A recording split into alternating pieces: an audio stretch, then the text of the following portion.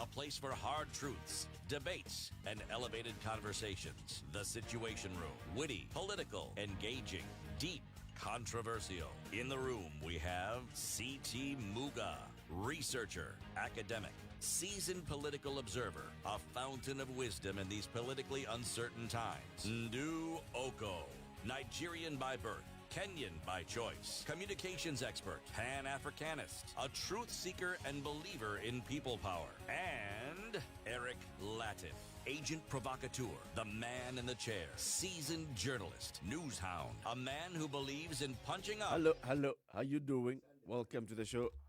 C.T. Muga is saying Sande Sana. He is basically thanking the Lord for this very wonderful morning. Yes. Sande, yes. Sande Mingi. Thank you. Yes, and if I may speak for the Kenyanese, Nedegu. Yes, the diversity of the Kenyan language. Nduh Okoh, Yes. how you doing? I'm warm. Are you? What did you eat last night? Get out of here. I knew that was the next question. As the words were tumbling out of Surely. my mouth, I thought the next question is going to be. So was it what? Pepper? What would make you wake up feeling warm? Where? Okay. Where? Tuachane na hiyo story. Sir, you, warm want, in this room. you now want to enter the realm of African proverbs. I'm saying it's warm in this room. Yeah, Right. That's what we understood. Yeah, right. Yes, room. Oh, yeah, good morning. How una day? The day is fine. Una well done. No. It's a warm morning. How your yard? How your yard, City? Yadi.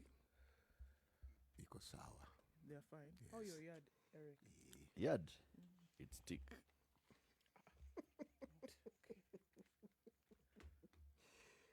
You're But seriously actually feeling warm. Yeah, I You am. are sweating. I don't understand what's going on. You don't. it actually is warm. Yeah, isn't it? The room, this particular room, this one we're in, is actually warm. Well, for Nduh to be sweating, it not only is it warm, she's hot. It's warm. Temperature gauge behind me here. And some it's warm It's weather. warm. It's warm, It's warm. so we're gonna fix But it. the good thing is we can control it. We can actually make it cooler. Control it a bit. A bit. Okay. Okay. It says 23. 23 is room temperature. Whose room? This one. Whose room? This needs to table be is at cold. 23? Yani, this discussion about the room must be expanded. Okay. Good to see you guys. Same here. And welcome to the show, everybody. Today and tomorrow, we are looking at the Constitution. So tomorrow marks 10 years since the promulgation of Constitution of Kenya 2010. And this last couple of years, we've been discussing this Constitution and wondering whether it's time to start tweaking it a little bit. We've lived it, and therefore, there are those that feel that it's about time we started adjusting some things because of what City would call lived experience. And then there are those that will argue, come on, we have not even implemented 80% of this constitution. And the 20% you haven't implemented are the ones that you want to change. Implement them first. Actually, this is a genuinely broad discussion and a useful one. In fact, the breadth of it is what makes the discussions around it even more interesting. Yeah. Because if you're talking about choice, you will be spoiled for choice as to what to look at or what not to. Yes, or what to discuss. Because in reality, the Constitution is visionary. In its intention, in its content, it's visionary. Now, this is when an idea clashes with reality. And you're right, lived experience.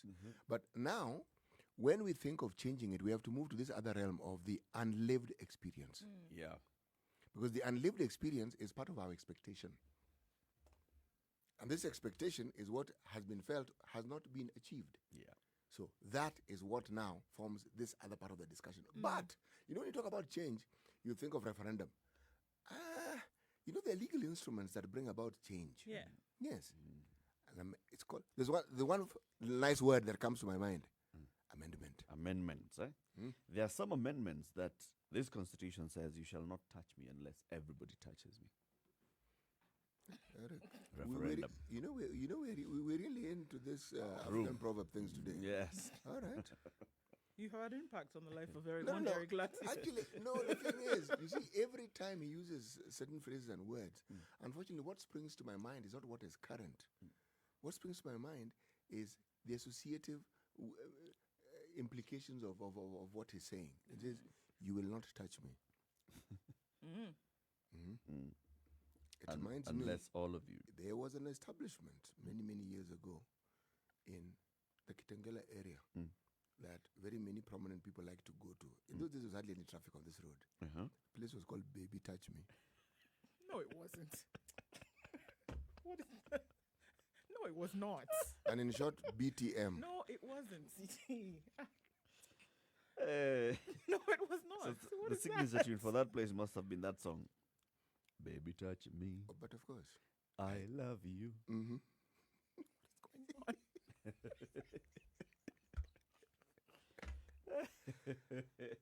Yes. So we'll discuss the Constitution today. We'll discuss the Constitution tomorrow as well. But let's discuss COVID-19 for now. Okay. So the numbers. Right, the numbers, many things going on surrounding the numbers in Kenya. Are they rising? Are we on a decline? Have we actually hit the peak? And nobody really knew. Did the peak pass Kenya by? Are these numbers that are being given now a true reflection of the could-be lived experience of some people that COVID is leaving Kenya? Many things being thrown out there.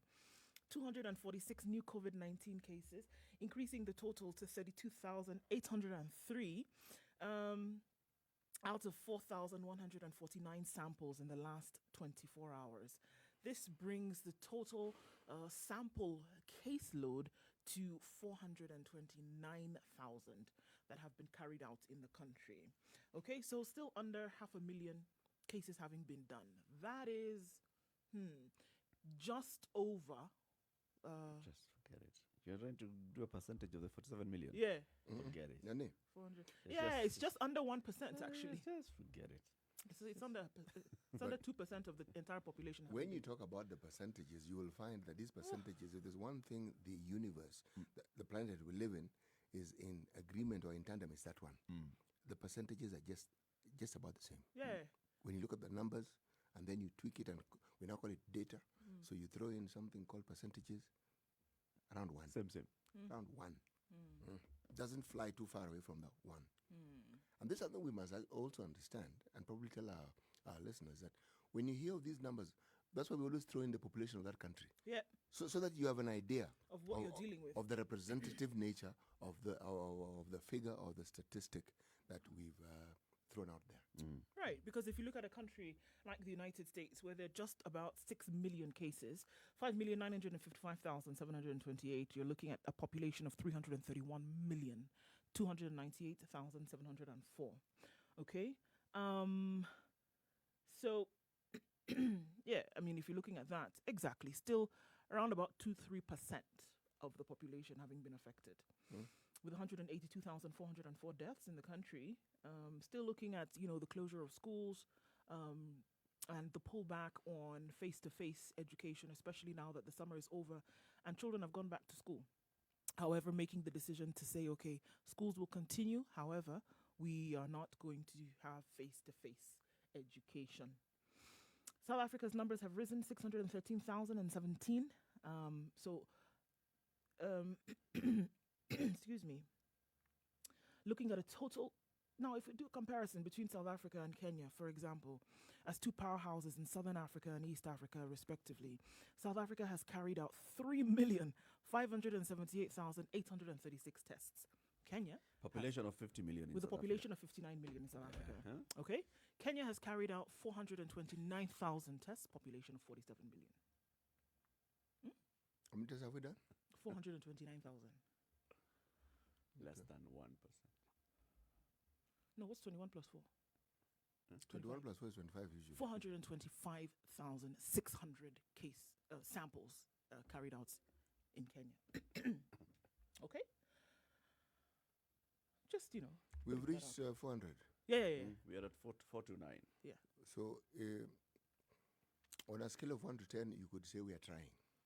Small. Small being the operative word here. We did try small. Okay. No, our strategy is different. Oh, okay. You know? Here we go. We're not just going to do mass testing. We're going to do, what's the word?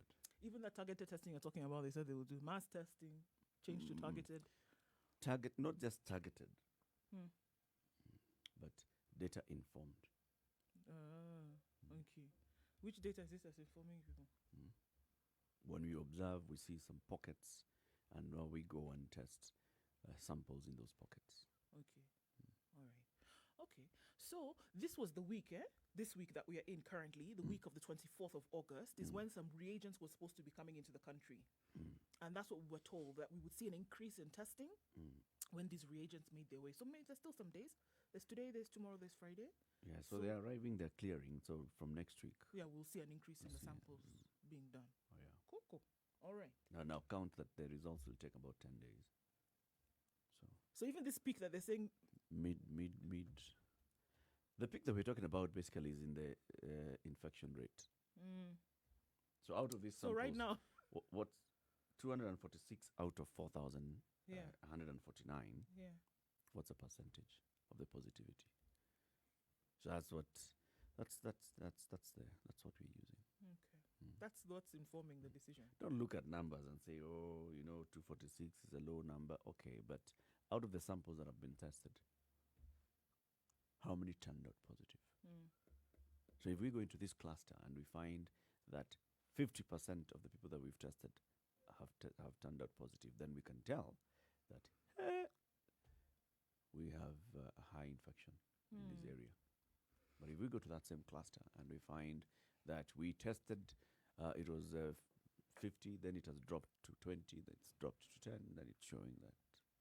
That's how it should normally be done, right? Okay. We understand. Don't worry. Everything is going to be all right. Yes. But It will. Abi? It will. Okay. Soon. Let's look at Italy.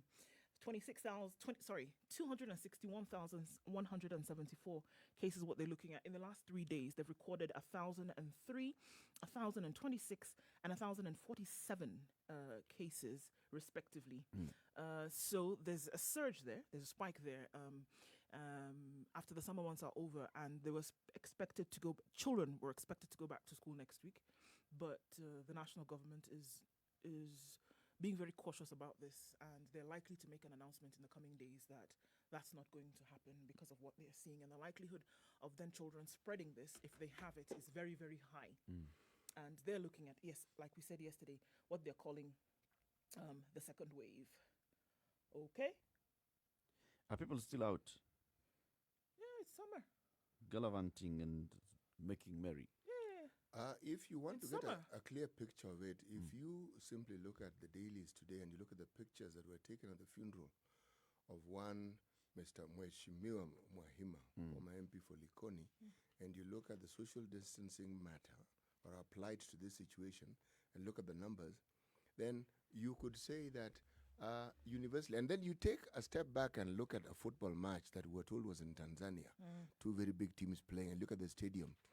And then you juxtapose that with the pictures that you see of resorts in Europe and the crowding. Yeah. Then you take that and look at the motorbike rally that was taking place in Dakota in the US. My friend, you look at the numbers, the throng, and the proximity people have towards each other. You realize COVID. We are scaring away COVID. This is how to deal with it. Chase it away in large numbers. Droves. Voo. Just This I hadn't heard of. Explain this to me, So it's please. the only thing that makes sense now. is COVID when they looks at told you and wonders now, who do I go to? Where do I go? So just leave There are everybody too many alone. people. But So you're taking the view that COVID is one entity. It has relatives yeah, who are also called COVID. they all get scared. They all get scared. So essentially what we're seeing is human beings around the globe scaring away COVID. Yeah, that's the only explanation, because it doesn't make sense that something which you've been told is scarier than you just all gather and go and meet it. That's the only explanation, that you think you can scare it away. That's the only explanation. Haven't you ever because why heard would you? stories from the communities that deal with wildlife encroaching into their farms?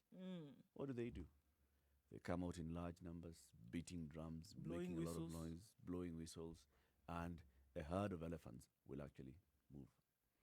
Yes, it's also interesting when they use the same principle. For instance, Huge, big animals move away.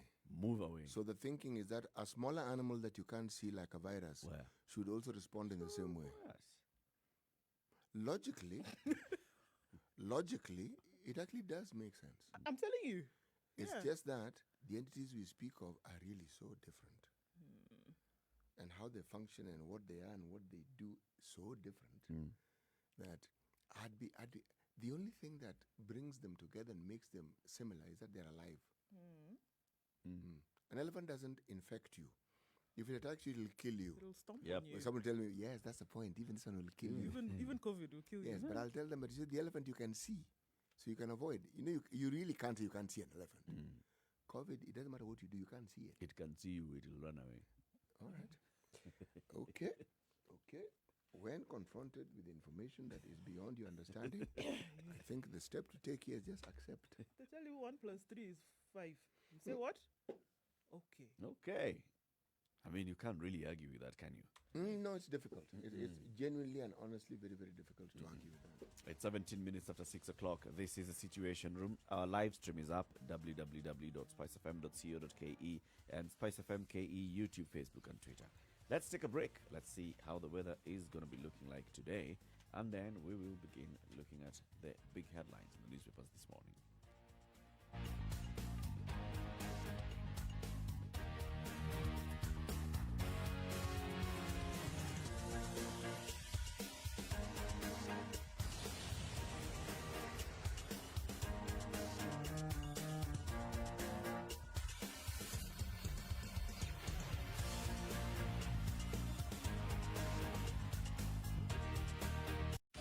24/7 around the world, non-stop. This is Spice FM. Kisumu City, Wasedonjo. Naivas supermarkets have officially arrived in Kisumu City with a second branch, the Naivas Food Market branch, and we're taking your shopping experience to the next level. Visit Naivas Kisumu Mega City branch for a wide range of quality products. Come and experience the first Naivas Food Market outside of Nairobi. It's all about fresh fruits, fresh vegetables, freshly baked goods, fresh meat, fresh food, and of course, all your other household and electronic needs from the only place to be, the Naivas Food Market branch in Kisumu Mega City. Get instant rewards when you sign up for your Naivas card and exciting discounts all year round. Naivas Food Market branch in Kisumu Mega City offers a world-class convenience with our upgraded safety measures in line with the Ministry of Health's guidelines. Digital till systems, wheelchair-friendly express counters, ample and secure parking, and excellent customer service. Enjoy convenience, variety, and value for your money every time you shop at Naivas Kisumu Mega City. Visit us now. Kisumu City, Wasedonjo.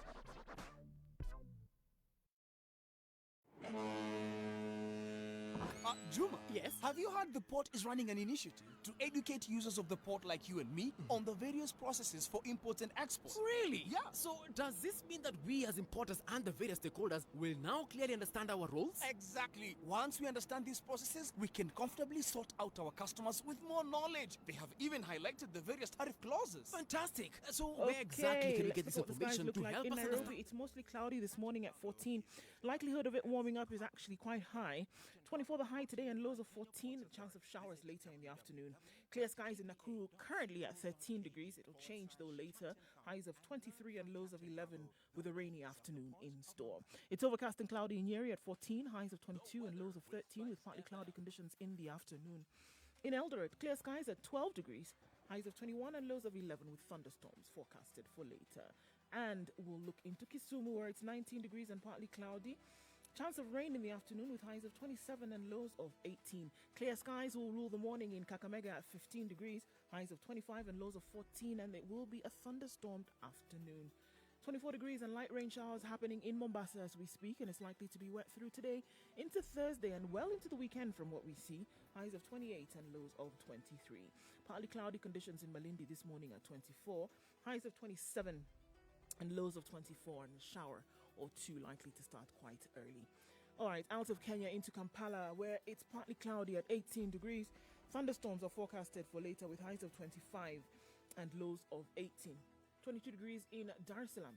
And it's going to have some showers later with highs of 29 and lows of 22. Joburg is clear at 14 this morning. It's warming up in South Africa. Winter said to be almost over. Highs of 25 and lows of 9. Looking to Lagos, where it's clear skies at 23 degrees, highs of 29 and lows of 22 with partly cloudy conditions later. Let's take a look into Europe, where it's partly cloudy in Paris at 18 degrees, highs of 28 and lows of 13 to be experienced today. 17 degrees in London, and we'll see highs of 22 and lows of 13. And finally, Tuesday night in New York City, and it's a hot night in New York at 32. We're going to see highs of 35 and lows of 19 in the Big Apple today.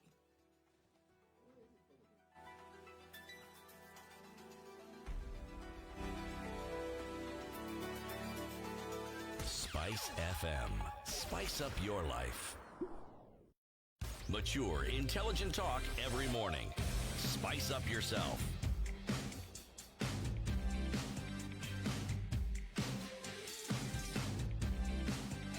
Mornings done right. 94.4 Spice FM, Nairobi. 21 minutes after 6 o'clock. The Situation Room, Kenya's biggest conversation, and the big proverb for today. Well, since we are being proverbial, let us continue. You know, the thing about proverbs, by their very nature, they had a very specific purpose. And the language used, the metaphor, the analogies used were specific to get your attention. Takes us back to Monday. The human anatomy, for us, had areas that you never talked about or discussed, as with many other things. And this is what fell in the category of what you call taboo.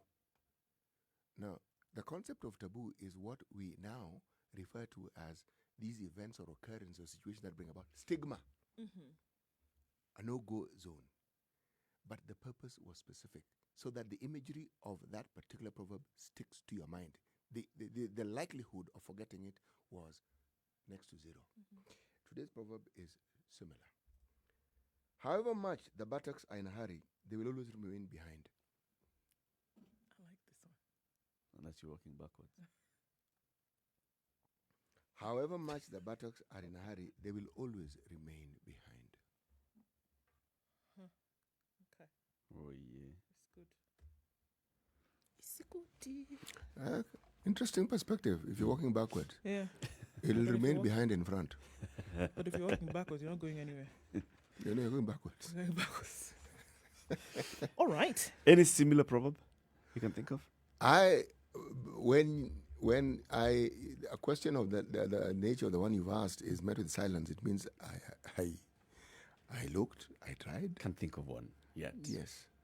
Let's ask if you think that there's any proverb that you think could relate to this one. However much the buttocks are in a hurry, they'll always remain behind.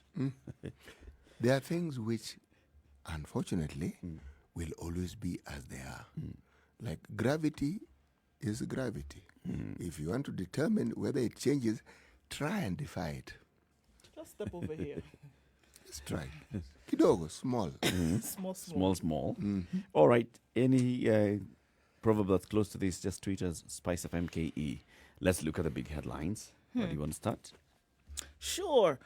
Why you should not eat that school fees. That's on the front page of the Standard today.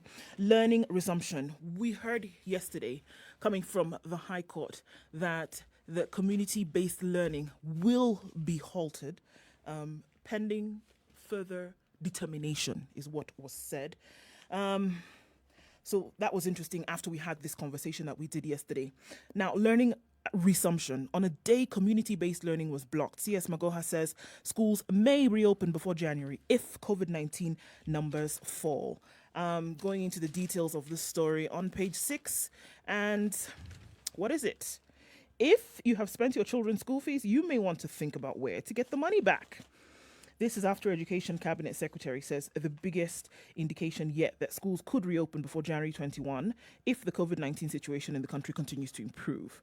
And by improving, that means that the numbers are reducing.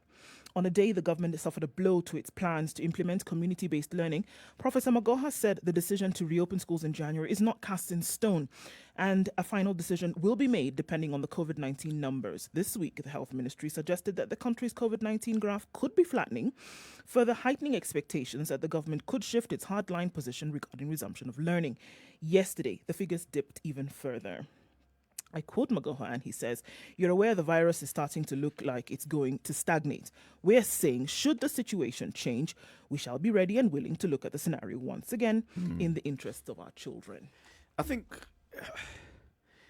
listening to what Professor Magoha said and then looking at the stories that have been written and, giving it a blanket, schools may reopen this year. Look, we are in September, okay? In September, this is the beginning of the third term. Right. We are still observing. We are still talking about ensuring we will open learning institutions when we are sure that they are safe. We have to ensure water and sanitizers are available, and even if it includes providing face masks by the government in some cases when possible.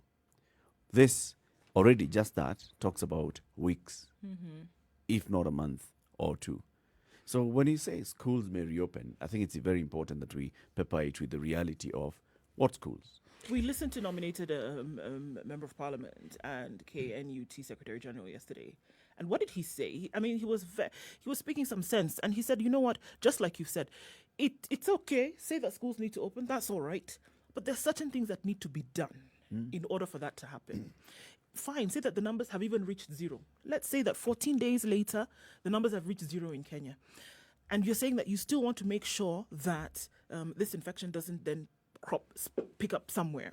There are certain things that need to be done across the country. If it's now, because social distancing still needs to be maintained, the hygiene measures still need to be put in place. Children need to have masks, in some cases provided by government. That still needs to be done. And there needs to be a countrywide check to make sure that everything is in place, which takes time. Yeah. And I think even just listening to Magoha, he's not saying that, well, it's possible for us to open primary schools in this third term and then close. No. He's not saying any of that. No. We are keenly following teachers' colleges for September reopening because this will help train and be ready for trainers of trainees for those who will have the first intake on new curriculum next year.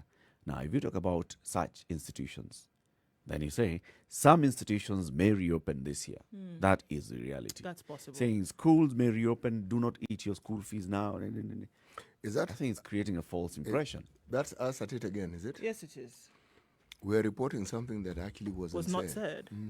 I think, unfortunately, what this does is that it leads people to now, unfortunately, just because of the manner in which people gobble up news and information, that it will be seen to be, okay, it's possible for us to go back in school in October. Will a new term be named in October, November? I think it just begs for discernment and say, just hold on, because there are certain things that would need to be done regardless. But I think also Professor Magoha needs to undergo some training on communication because he needs some clarity.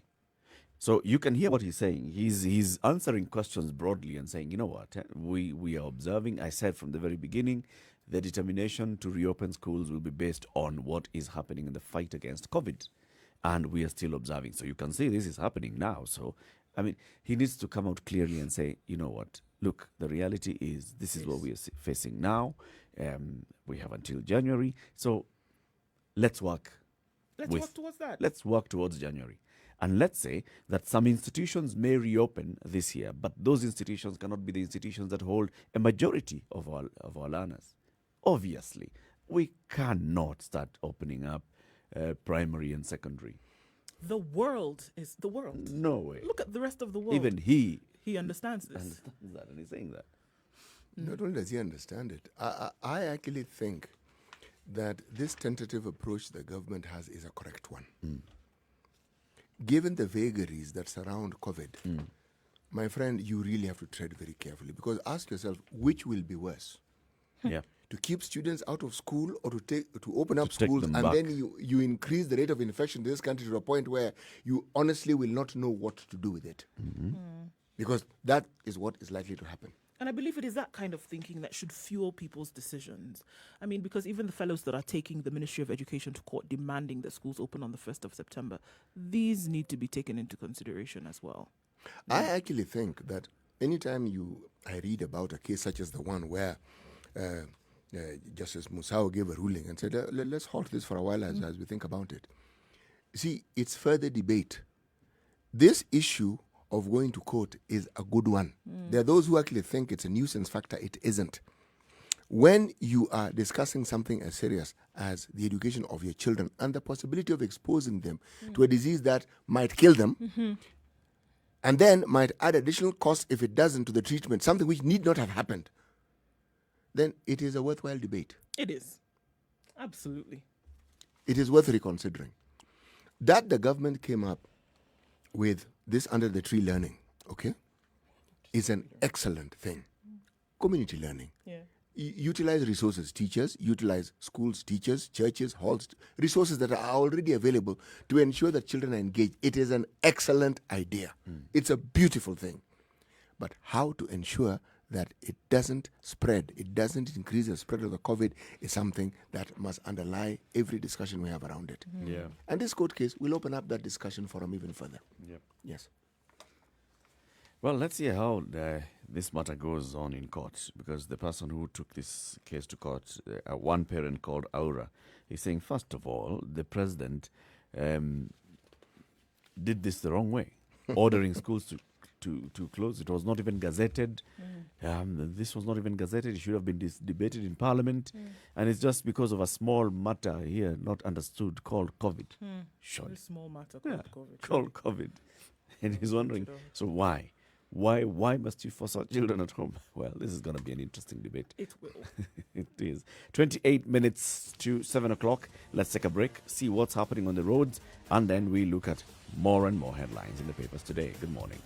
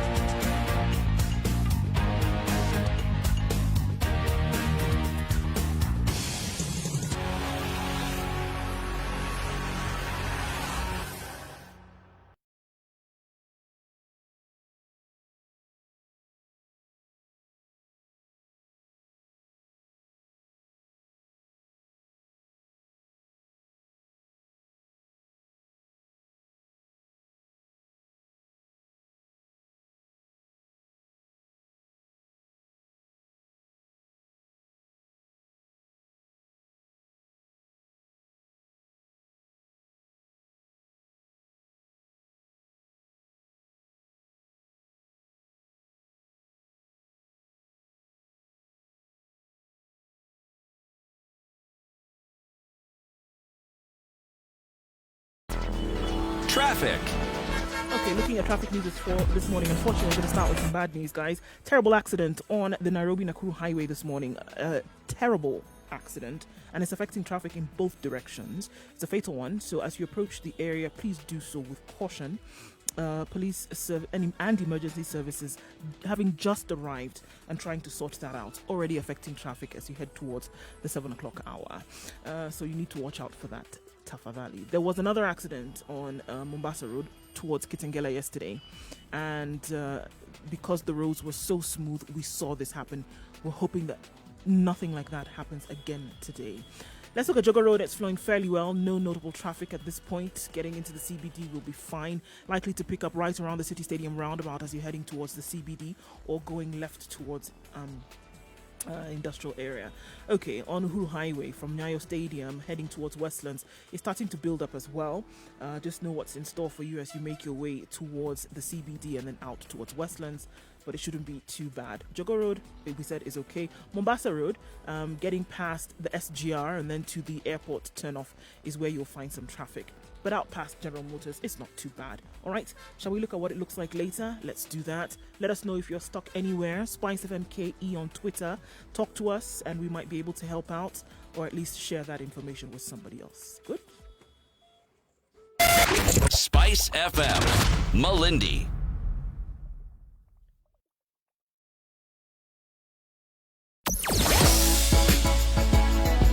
Sugar and spice and everything nice. Spice FM. Spice up your life. Mature, intelligent talk every morning. Spice up yourself.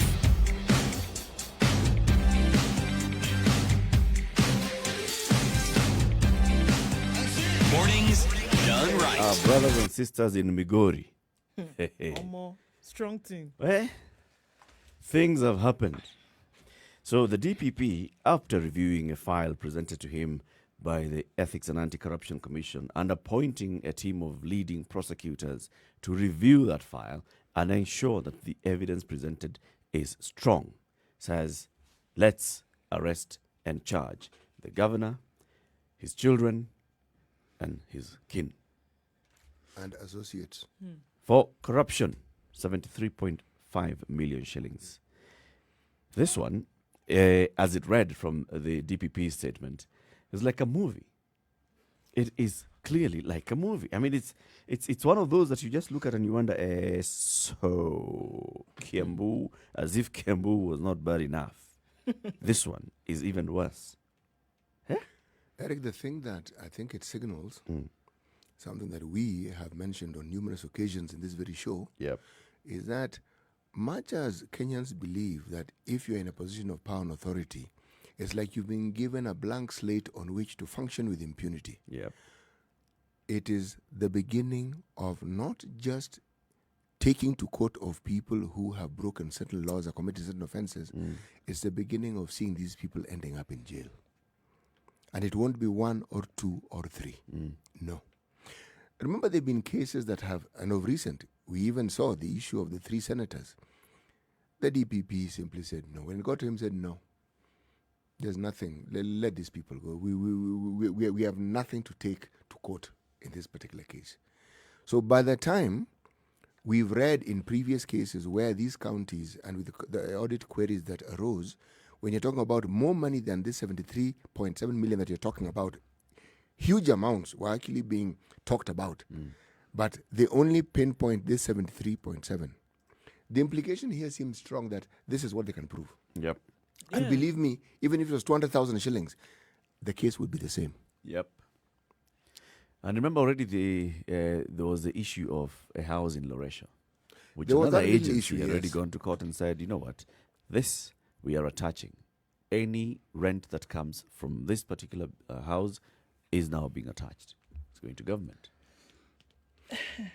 Believe me. Any tenant who's living in this house in Loresha, because paying. we believe that the money that was coming from here was being paid to a daughter of the governor, and this was through corruption. So this is what's going to happen. I mean, this is drama. Looking at what the DPP is saying, that Okoth allegedly used some proxies to get this benefit of 73.5 million shillings. And these companies were basically being run by, these proxies were brothers and a mother. Right? So 3 of these proxies are brothers, Jared Peter Kwaga, Petroba Ochanda, and Joram Opala, and their mother, Penina Auma Otango, and the spouse to Jared Peter Okwago, Christina Kinyi, and his sister-in-law, Caroline Onyango. So essentially, it's a family business. Come Yes. on, as in you use everybody possible. All these guys are alleged to have created companies, and these companies were quite a number, that then won the tenders to supply to the county assembly. So a business entity owned by Patroba Ochanda is called Joyush. Swefcon Engineering, a business entity owned by Ochanda Otieno. Akinyi Ochola owns a company called Donkey Press. Atinas Services owned by Akinyi Ochola again. Auma Otago, their mother, owns a company called Kajulu Business.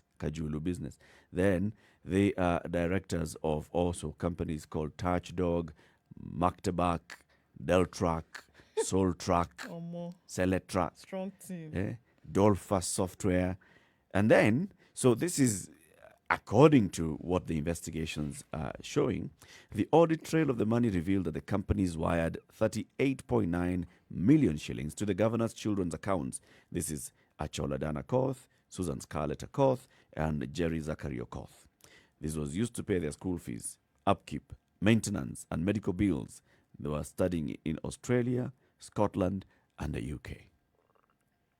Straight money was going there.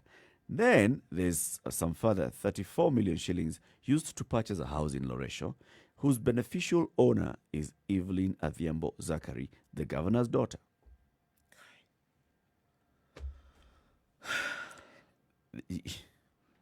For the longest time, anytime we talked about grand larceny or we talked about graft, children don't feature. At best, the individual and the spouse, feature. Yep. We are into a new realm I'm telling you. where the children are now beginning to feature and are as culpable as the father, who is the person who was at the helm, or is reportedly was at the helm of everything that we're reading here. You could argue, though, about the capability of the children. To If you're in comprehend what was Australia- really happening. If you're in Australia and there's a company that's paying your school fees, and your father has told you that this company, well, And your is upkeep paying money your is coming school from fees. here. The law doesn't care. That's the thing. It But doesn't unfortunately, care. but it goes a little bit further than that, because from what we understand, it's beyond school fees being paid, There's right? the house. There's the house. There are businesses that are in your name. There are businesses for which you're supposedly director, right? So, I mean, it goes beyond just your upkeep being taken care of. In this case, man, he sowed into the very fabric of his family with this corruption. If the Allegedly. if the government proceeds to follow the dictates that it has actually laid down through its various agencies, what it means is this. One, these assets, forget the ones that we're reading about, there may be others. There may be plots. They will be seized. Then, if these things are featured as an income, the Kenya Revenue Authority will come in Yep.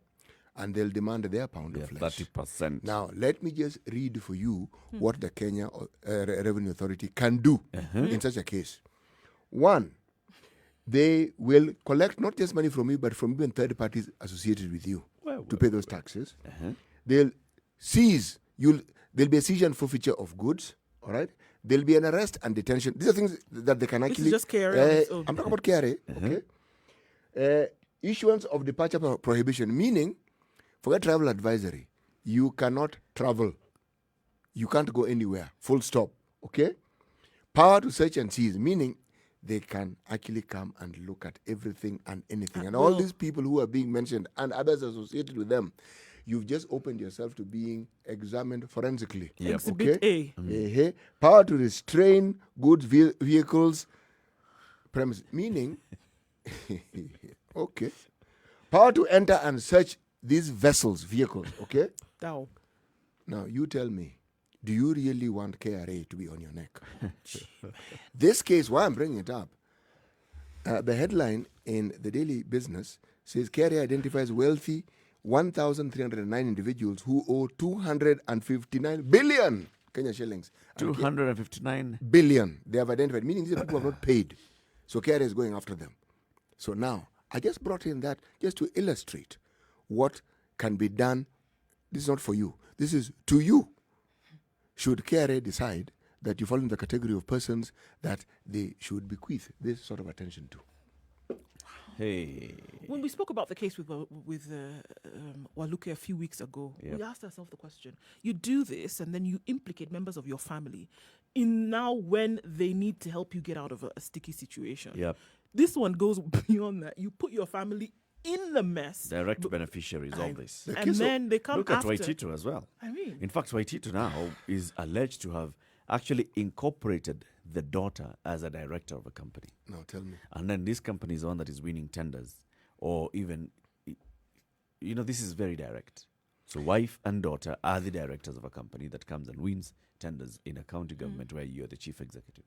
It is very scary time for the governor. It is. Because what you're going to hear, if it isn't already done, you know, there's hardly any county where the Ethics and Anti-Corruption Commission have not sort of like sat down, built a base, sat and looked. This is a tip, a really small tip of the iceberg. Yeah. Yes. Now, think for a second what this means for the governors. It's really genuinely scary times. Because some of these things they don't even need to look far. All they need to ask is, how is this happening? Just a simple question. Yep. You may think you may not even have companies registered through your relatives, but there's something about your income and your lifestyle and what you do. That doesn't add up to what you earn. It doesn't actually quite add up. So in some case, someone thinks that they've really beaten the system. It is not me. It is not my wife. It is not my daughter. It's not my brother. It is somebody else who has registered a company and they have won a tender. Remember, There is no direct link between, I am not a relative of this person. actually, So I don't know them. And then Kumbe, the way they are paying you, they're still paying you directly. if the government wants to find a connection, they will find it. And this is against the backdrop. Remember of the cases within the counties with regards to the COVID funds. Company registered, set in motion at a certain point in time, Yep. barely a month or so prior to the actual tendering and the provision of that. Yep. All these things, you know, those who are in business who assume that they're immune from this should understand they are not. No. Because if you are linked to any of this, even if you have what you call a legitimate business, questions will be asked about that business and the monies. Because it says, follow the money. This is what's happening. The money is being followed. There's a trail. There's a trail. Always. And it looks like those officers of ours who were elected to run our counties, they seem to be good at one thing, leaving a trail. They're very careless and callous.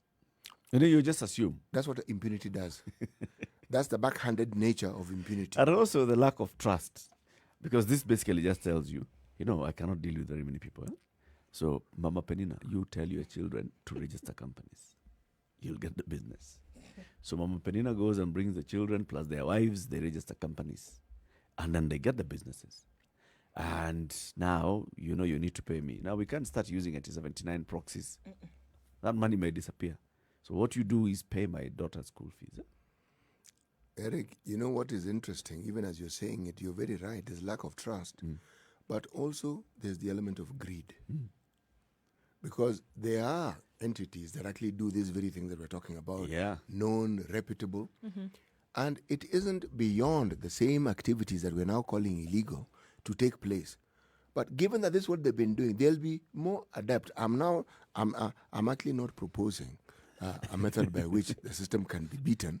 I'm simply saying that someone who has been at something for the longest time will understand the where-to-fors of that business better than somebody who just, by virtue, their qualification is they're being related to you. But it still will not be difficult. Look at Dos Santos. Isabella Dos Santos, even after using big companies, The big accounting firms of the world. Yes. Even that did not help. The ones it who was still squeaky clean reputation for the longest time, nobody would ever question when it came to any kind of transaction that they were handling. But still. All this may have been true before Enron happened. And all this may have been true before even the World Bank happened. Remember, you're talking about institutions that were supposedly squeaky clean, and these matters are not supposed to even arise in their corridors. Yeah. Not only did it arise, people were found culpable, and people were given scholarships to go and attend some jail time. Yeah. Okay? So, no one is actually exempt. And if you go internationally, in my opinion, now you open yourself to even for this. Yeah. More big time. Talking of that, something interesting has also happened within the National Assembly. Yes, the Public Accounts Committee, PAC, has ordered a forensic audit of 134 billion allocated for fight against COVID amidst public uproar and misuse of funds. So, which chicken came before which egg? Is it the public uproar that has woken them up to this reality? Is it that they found evidence? Is it that they've listened to what the They're former fo- the They're people are following saying? orders. Or have they listened to the former Prime Minister? They are What is following happening? orders. You see, the former Prime Minister has expressed himself. So it's upon the foot soldiers to find means of ensuring that whatever he has said can be seen to be done. Who's the chairman of this committee? One Opio Wandai. And we know exactly where this gentleman comes from. Yes, and He is we a know member of ODM. Yes, he is a He member is of very ODM. close to the leadership of ODM. So you can basically say that the Accounts Committee of the National Assembly is waking up now because Somebody it has been whipped to action. Yeah. But let's see, is the Auditor General gonna act on this? I mean, the issue of the Auditor General should conduct a special audit into COVID-19 funds was there even before Raila spoke, It was. and we haven't heard from the Auditor General. Remember, at that point in time, we didn't even know who the Auditor General Well, we didn't was. even have an Auditor General. Yes. So now we actually do have. So She did actually speak, and she did say that such was going to be done. She confirmed the same, that they would go in and check in terms of what was actually spent. But Eric, the issue that you mentioned with regards to this still rears its head. You read all this, and the focus still comes back to the CEO, Jonah Manjari, and KEMSA. And KEMSA. And yet, you cannot really discuss this thing and just focus on KEMSA. No, you cannot. You know, KEMSA play a big part, yes? that time in 2008, when everything we wanted to be done by people from outside the country. We wanted to rewrite a constitution. That team had to comprise foreigners. TJRC had to comprise foreigners because we were not trusting ourselves. Maybe the same thing should happen. Bring an international investigator to actually conduct a forensic audit of all the decisions, all the money that has been spent on COVID-19. And they will find a needle in a haystack. They will. No, there are people whose job it is to do precisely that. They'll find And it. they have a reputation, and they have a reputation to protect. protect, and they know They'll find it. that when you're given that job, you do it properly. Do Right. it properly. And if you're given that job with conditions that don't suit your purposes, you decline. Eric, that is a wonderful suggestion. Let's take a break. Remind you about this portal by the Kenya Ports Authority, kpa.co.ke/Captain Cargo, KARGO. It's an information portal that lets you know and understand the operations of the Kenya Ports Authority. Right, so yesterday we looked at documentation for import services. Today we're going to look at documentation and processing of the same for export cargo. Right, and so we're going to go through those steps today, and just again focusing on the documentation, because sometimes there's quite a lot that you need to keep track of in terms of the papers that you need.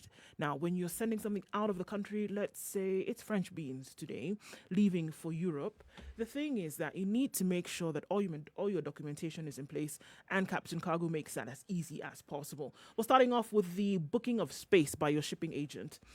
And so what happens is that you're offered or what is called a shipping order. Your agent now submits the export cargo information to KPA so that they're aware of what is actually leaving the country, and it goes through the necessary checks. So they lodge this entry, and the Revenue Authority then passes the entry. So you have a shipping order, it goes to KPA, KPA sends it to KRA, and KRA now passes the entry. And we'll be looking at the flow of that documentation as you try to export your French beans to Luxembourg. kpa.co.ke/Captain Cargo.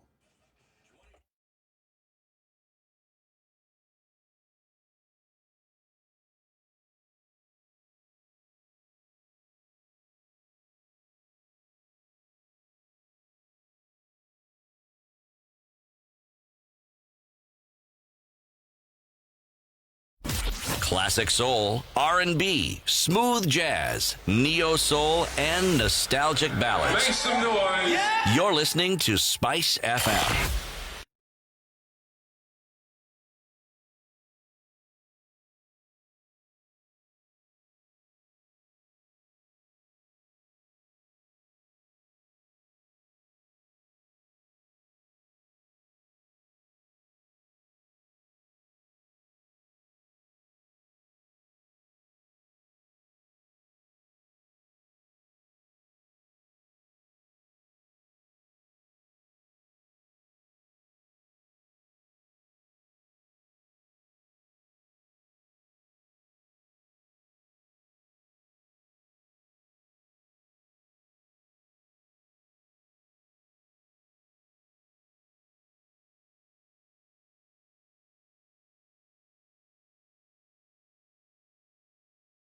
Mature, intelligent talk every morning. Spice up yourself.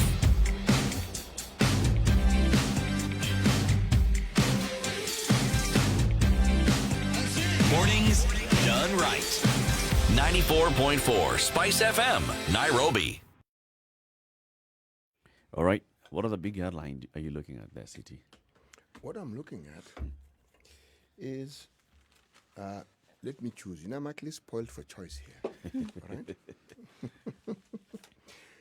Parliament at risk of dissolution. Okay. We've had that one before, haven't we? And guess what? It hasn't really changed. Anything. This is about what anyway? It could be a new reason. Is it the same old reason? Yes. The composition of parliament? Yes. Gender balance? Why do you think I kept quiet? I gave it that dramatic pause. Yes. Yes. It is. It may risk. You see, the thing about risk when it comes to parliament, or its reference to parliament, is that time is elastic to death. Okay? It is a risk today. It will be a risk next year. You're at risk of dying Yes, in the next 20 years. every day. Surely. But what it actually does bring out is something particularly interesting. Remember that discourse that we said?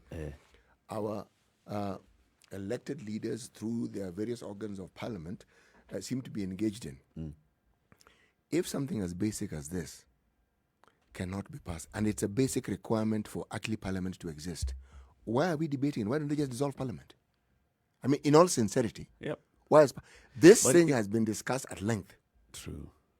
It also exposes something, and this is when it comes to, now that we'll be discussing constitution, when it comes to implementation of this constitution, and you keep talking about this city, change. Yes.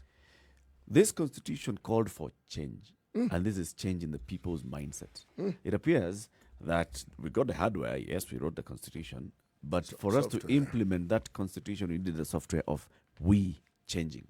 Some of those things that we're even talking about, we need to amend now. It's because we have refused to change.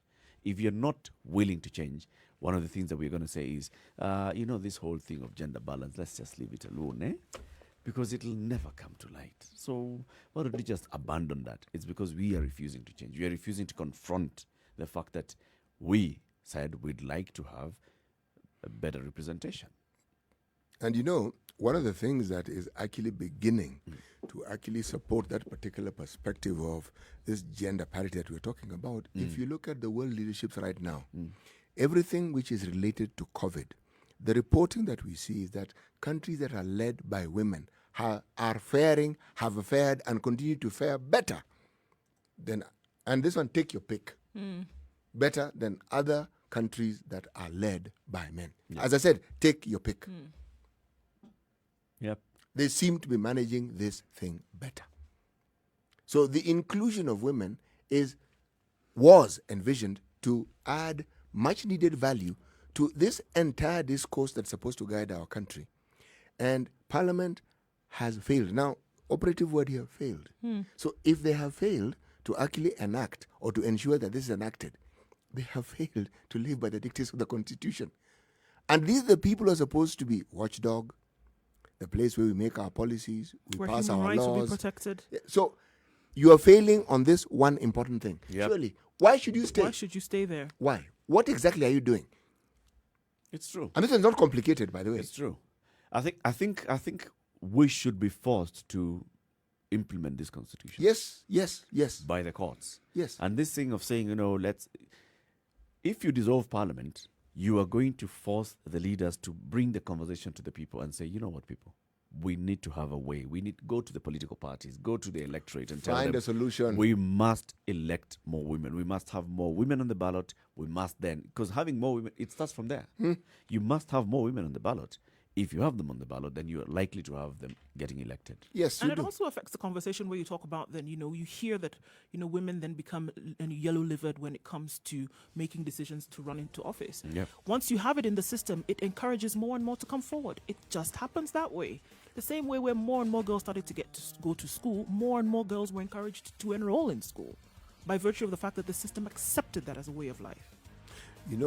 The visual effect of something is always profound. Absolutely. And the consequences that follow are also profound. It's just that some of it is not greatly advertised Yep. or it isn't seen, but it's actually there. Coming to the top of the hour, this is a Situation Room. Good morning. It's 7 o'clock. Sugar and spice, and everything I spice it. Spice up your life.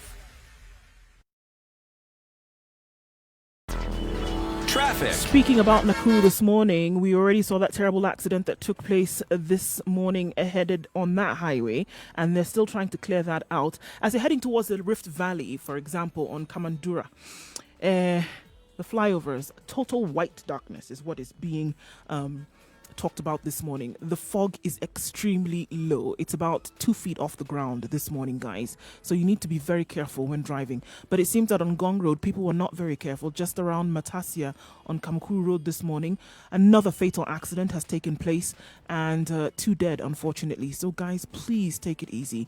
I know Mombasa Road today, the traffic is not too terrible. So that is now tempting people to move a lot faster. So this is not even an update per se of where there's traffic. It's an update of please, guys, just please be careful.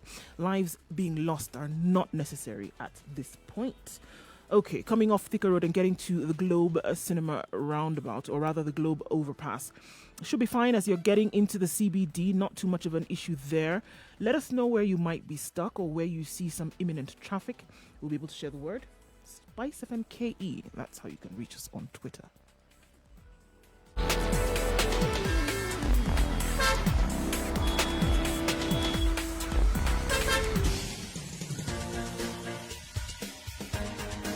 This is the Situation Room, the home of hard-hitting political commentary and penetrating insights about the state of the nation. This is a talk radio experience like no other. The Situation Room, a place for hard truths, debates, and elevated conversations. The Situation Room, witty, political, engaging, deep, controversial. In the room, we have C.T. Muga, researcher, academic, seasoned political observer, a fountain of wisdom in these politically uncertain times. Nduh Okoh, Nigerian by birth, Kenyan by choice, communications expert, Pan-Africanist, a truth seeker and believer in people power, and Eric Latiff, agent provocateur, the man in the chair, seasoned journalist, news hound, a man who believes in punching up, not down.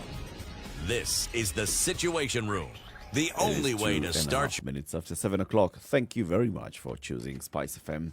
And also, we want to welcome our audience on KTN Home this morning. This Wednesday, the 26th of August, 2020. Welcome to the Situation Room. This is Kenya's biggest conversation, broadcasting on Spice FM 94.4 in Nairobi. In Mombasa, we are on 87.9, 102.5 in Kisumu, 96.0 in Nakuru. In Eldoret, we are on 96.7, 90.9 in Njeri, and Malindi 97.7. We also live stream the show on digital platforms www.spicefm.co.ke, as well as live streaming on Facebook. Spice FM KE is our page, and our account on YouTube is Spice FM KE, as well as on Twitter, Spice FM KE. We are talking about the Constitution of Kenya 2010. It's celebrating 10 years since the promulgation tomorrow. And the discussion that we'll be having this hour plus other hours is looking at the implementation of this. And just before we went to the top of the hour, we had started on that. But let's begin this hour with today's proverb. CT? Yes, today's proverb, however much the buttocks are in a hurry, they will always remain behind. However much the buttocks are in a hurry, they'll always remain behind. Mm-hmm. Here, pun is intended fully. Okay. Completely. If you can think of any close translation or any other proverb that's associated with this in terms Or of approximates meaning, it. approximately, just tweet us, Spice FM KE. We'd like to review it as well. So, but we're talking about the implementation of the Constitution, and especially now that this headline, that Parliament is at risk of dissolution. Parliament has been at risk of dissolution since the very beginning of 2013, after the election. Even before. Right? And this is with regards to the gender balance. Well, courts have gone, they've said, oh, this can be progressive. Let's allow parliamentarians time to think about this, to see the best way to come up with a formula, one that works best so that we can have better gender inclusion in representation of Parliament and the Senate. Lo and behold, Attempts have been made, attempts have flopped. And it comes back into the implementation of the Constitution, which is what we're discussing this hour. Is the Constitution ripe for amendments yet? Have we implemented this Constitution fully? Have we done everything that we aspired to do with the Constitution? Have we received the benefits of this Constitution? All those conversations will bring us back to, now we have realized, you call it the lived experience. it's a lived experience. Now with 10 years of this Constitution, there are things that we put on paper and then they got into reality and we realize, hey, maybe not what we had in mind, maybe not what we had envisioned. There are people who argue for and against devolution. People who argue for and against the units of devolution. Should they be 47? Should we reduce them? Should we increase them? Are they working well? Is it benefiting us? There are those that argue about very many other aspects, the Bill of Rights and the extent to which the Bill of Rights gives the rights to the citizens. But then the question is, have we really internalized our role in implementing this Constitution? The question you're asking, Eric, is, were we actually even ready for this Constitution? Were we? Yes, because if you look at the manner in which we handle the Constitution, it is in the same way we've handled the old Constitution. If you and your segment of people, of Kenyans, think that this Constitution, this aspect of the Constitution suits you, you support it. When it doesn't suit you, for that time, by the way, these things are time specific, Right. then you oppose it. The question it would sound something so obvious, but who's responsible for the implementation of a constitution that has been promulgated? The question that you want to ask cannot be answered by so-and-so as being the response. No. Is an entity that we're looking at? To me, Actually- it's very simple. Who is responsible? There's certain tenets of the constitution that come into play when it comes to then how a government will be, how a country will be governed.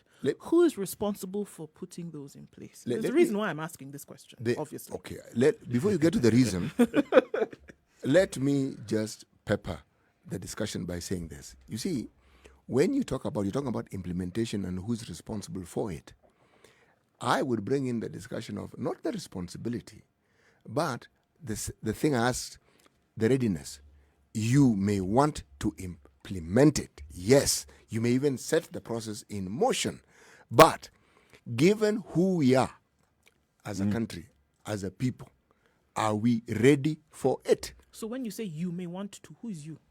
The you You here, is the people. yes, who are represented by the various agencies, arms of government, etc., ad infinitum. Even though the Constitution starts with we, the The people. people Okay. of Kenya. Right. Now, just like you said, there's a vehicle. You may want to go somewhere, but you must use a vehicle in order to get there, right? The vehicle also then has to be readily, in preparation, has to have fuel, has to have other things to make it possible for this trip to take place. Now, if the vehicle wants to go in a different direction, it is going to be impossible for you to get where you are going. Now, I'm saying if the intention of this particular vehicle, which is going to make this trip necessary, is to go somewhere else, then this thing, which you're calling the Constitution and other tenets, then it will be very difficult to achieve. If somebody is there for their own plans and purposes, for them to see ways in which they can be able to garner some kind of expediency when it comes to political alignment or anything else, it will not be possible then for you to be able to see to whatever percentage this particular constitution taking place. So in your mind then, Nduh, as you are asking this, are you saying that the driver is a certain individual or a certain institution? Yeah, when we're looking at the institutions and agencies and the arms of government that are responsible for putting this in place. I disagree. I think the driver is we, the people. That's why the preamble of the Constitution starts with we, the people of Kenya. And it goes with all those legal jargon, acknowledging, honoring, proud of our ethnic, cultural, respectful of the environment, committed to nurturing and protecting the well-being of the individual, the family, communities, and the nation, recognizing the aspirations of all Kenyans, exercising our sovereign and inalienable right to determine the form of governance of our country. Now, therefore, adopt, enact, and give this Constitution to ourselves and to our future generations. We, the people, is the person in charge, is the one holding the steering. You see, when we say we the people, it's not this amorphous body of people who picket and make noise. We, even those in authority, are part of the we, the people. To answer your question, Wholesale. As we say. we the people elect you. We the people have the power to protest and tell you we don't like this. We the people have the power to reject certain things. And actually, we do. So And if we the people had that power, and oh, we the no, people, we have the power. If we Whether the we use it people- or not is a different matter. But we have the power. So if we the people have the power to have all of these things done, then why is it not being done? And people are able to be swayed, for example, to go ahead and now start Change. to bring in Because of change, what CT is to saying. start to bring in change, whereby something that was instituted in the first place has not even been seen to its completion. Because we, Then the why people, have were we not the ready people- for this constitution. So why then did we the people say that we're going to go ahead with it? And this is what I'm saying at this point. If we the people truly have the power and are not speaking up about it to the point where something can be done, then there's a problem, fundamentally so. And that's what I'm saying. What you're discussing, purely from its academic perspective, is a universal problem. And that is why we, the people who are elected because it is understood that this segment of the we, the people, are able to usher us and move us in a direction that would get us to that desired end. Now, we, the people in that segment, don't seem to have done a good job of it. No. This is why this debate is becoming what it is. Because if you look at government institutions where you have a we, the people, who have decided to utilize the powers the Constitution gives them, you see change. We, the people who are represented in the judiciary, have shown us that they are actually trying to ensure that the dictates of the law are followed. You may not like it, but they'll tell you, excuse me, this is what the law says. I'll give you an example, something simple like voting, and maybe it's a poor example, but the example of the United States. You see examples of individuals in whatever capacity that they might have in professional organizations and societies, across the student movement, across celebrities, asking Americans to come out and do something as simple as voting, because they realize that if you don't vote, we will have a problem. You see? So for me, that's a clear example. And it doesn't stop. Year after year after year, you find people joining the bandwagon, whether it's professionals in the medical field, whether it's professionals in the education sector, wherever it is, across universities, across celebrity. What are they doing? Telling people, understand what happens when you vote. Interestingly enough, understand what doesn't happen when you don't vote. Right? I'm glad you chose that country. The movement... and like I said, it may be a poor example, but it's an excellent example. Just in my mind. that of getting people to vote, because they understand that it is their constitutional right, number one, to vote. It is their constitutional right and probably even their constitutional duty to get members of the society to come out and vote. And what do you say? Just what you said. Because they engage in such activity, realizing that the Constitution allows them to do such, you see change. When you're allowed to do something, you're also allowed to do the opposite. You also don't have to vote. It isn't mandatory. You will not go to jail if you don't vote. You will not be denied access to your car if you don't vote.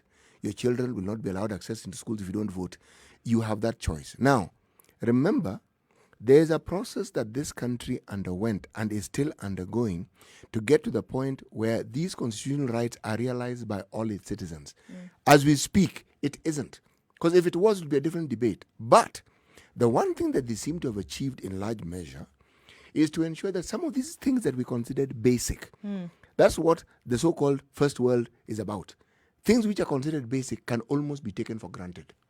Meaning, their representatives or their we, the people group, have over the years ensured that certain things are taken care of, whether it is schooling, whether it is hospitalization, social amenities, housing. These are things that, as I said, by and large, you can take for granted. Now, we are at a different spot. We haven't even got those basics. So when we talk about implementation of the Constitution, believe me, if you are to take a poll and ask Kenyans individually, the thinking will be different. There's a segment of this particular population of this wonderful country who will tell you, you know what we would like is this. The other ones will tell you is this. You know why?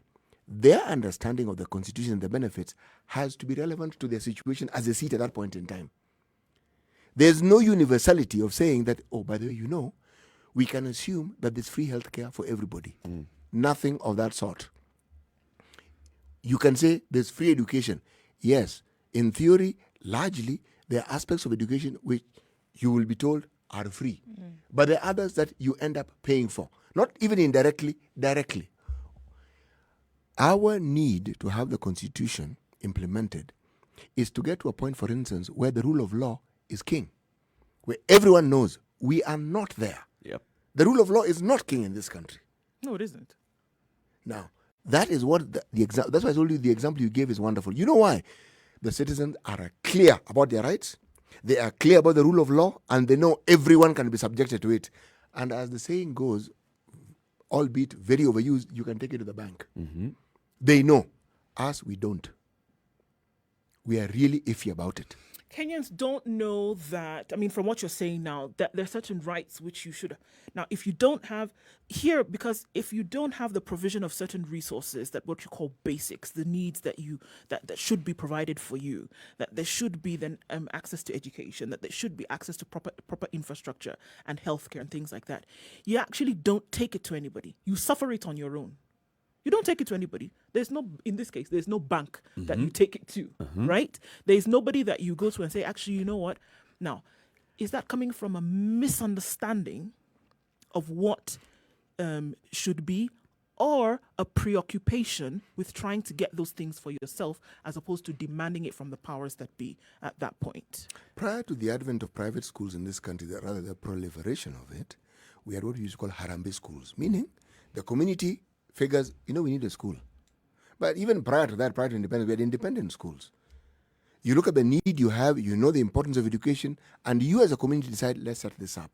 Now, the wonderful thing about those things was the government then with time, would take over those schools, that it become government schools. Then you even had semi-private, meaning someone comes in, builds a school, they were called assisted schools, meaning you run the school, but the government provides you with teachers whom they pay. Now, for the longest time, this system worked. If you are expanding learning to encompass the population of people who need it at the most basic level, but you didn't at the same time plan to build institutions to house them, already they're in layer failure. But the government acknowledges the private sector came in and provided the much needed assistance. All right? That is we, the people, taking initiative. Despite the failure of the government to meet the need that was clearly there and which they may have had in their planning, but they didn't implement. It is we, the people, exercising the sovereignty and the sovereign and inalienable right to determine the form of governance of their country and participating fully in the making of the Constitution, and also participating fully in the governance of their country. Yes. We, the people, we enacted this Constitution, yes. But you see some of this conversation that we keep having. For example, the gender conversation. The gender conversation is not only deadlocked in Parliament. No. The gender conversation is deadlocked in our society. It's deadlocked in our minds. All of us have a conversation now, bring in 10 people and tell them, all right, so what's the best way to ensure that we have proper gender representation? Observing this 70-30 gender rule in Parliament, you'll have diverse opinions. In fact, you'll have a number of people among those 10 who will say, why do we need to have that thing anyway? And a way of them just basically just pushing it away from their mind will be telling you, look at the women reps. What do they do in that Parliament? They're just flower girls. As a way of just pushing you the conversation and showing you that this is a failure. I don't want to participate in this conversation. Look, anyway, it's not working. Right? We are not willing to sit down and agree. We agreed that we want to have this as an ideal. We agreed that we want to see this through. Let's discuss it. Let's agree amongst ourselves that in our ward, we are going to ensure that we have women vying. In our ward, we shall look at them not from the basis of their gender, but from the basis of what they are presenting to us. We shall elect them based on that. Across the country, you will not see that. You will not have uniformity of thinking, of vision, of purpose. We, the people, enacted our constitution, gave ourselves a constitution, and then we were not ready to change to live to the ideals of this constitution. We are struggling with that one thing, change. That is why we, the people, prefer handouts. That is why we, the people, keep talking as though the talking alone will help. But you feel some relief. You've at least talked about it. If you've expressed extreme anger, at least you've done something about it. If you are on social media and you even have the opportunity to insult someone, then you've done something about it. Yeah. But does it bring about change? No, it doesn't. No, it doesn't. You see, when we, the people, don't even get to the point where they understand the power that actually has been given to them, or the power that they sought and they've enabled themselves to have, then we, the people, will remain in the same spot that they have been in. Every once in a while, when it looks like the pot is getting hot, you'll hear, oh, Parliament might be dissolved. This story has gone on for so long, it's tired, it's old. Parliament should have been dissolved. Based on that just alone. It should have been dissolved. Based just on that alone, Yes. whereby certain things were not able to be established that had been ensconced in the Constitution from before. It should have been sorted out. If it wasn't sorted out, then yes, there should have been dissolution of Parliament. Look at the times when there have been votes on this particular matter in Parliament. Look at the drama that happens in Parliament. Or lack of drama. No. Or lack of drama where the room is empty, so that such things cannot be discussed at all. That is the drama that falls under the category of theatre of the absurd. Because you're thinking, but it's an important thing. That absence tells you the value that those parliamentarians who are predominantly male, it tells you about their attitude towards women, their attitude towards the law, and most importantly, what they think of their people. I also look at this and I say that, for something that should be in reality quite a simple decision to make, it's unfortunate that either there is no understanding of what could actually happen when you include the other gender in this fundamental decision-making process. There is also a refusal, or it seems that you cede power to the other gender when you include them in this conversation. And unfortunately, both of these things it couldn't be farther from the truth. We have communities in this country where the prospect of actually electing a woman is completely unthinkable. Unthinkable. A woman going to the ballot and being voted. Sorry. And it's not just something that the men hold as sacrosanct. The women are included in this thought process. Well, I dare say that women are the perpetrators. Women, to a large extent, unfortunately, are the perpetrators of an attitude really that cannot be gotten rid of. Do you know what is strange is that the thinking behind it is not even as ominous as it may be made to sound. It is a cultural norm, roles, and people going by that. But there is a negative evolutionary element that enters it. And it seems to say that women are not capable. Not true.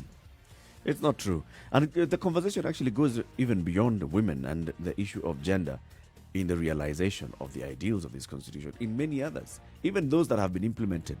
Look at devolution and look at how we are treating devolution now. Is it what had been envisioned? Are we ensuring that what we wanted to see in devolution is what we are seeing in devolution on the ground? Look at now the conversation that is happening. Oh, we need to expand that national executive so that we can have more people, more inclusion. Is that where the problem really is? If we look at this constitution, is that what we had in mind when we were enacting and giving unto ourselves and our future generations this constitution? This is the conversation that we are having this morning, celebrating 10 years of the Constitution of Kenya 2010. Tomorrow, out of this break, because we're going into a quick break, we'll be speaking with the former Chief Executive Officer and the Secretary of the Committee of Experts on Constitution Review, Dr. Nduh Okoh. He's one of the people who have come out openly and said, you know what, I'm proposing that we amend some aspects of this constitution. And the conversation that we're having today is the constitution really ready for tinkering, for some amendments? That's what we're having shortly. This is the Situation Room, Kenya's biggest conversation, broadcasting on Spice FM and KTN Home, 24 minutes after 7. We'll be back shortly.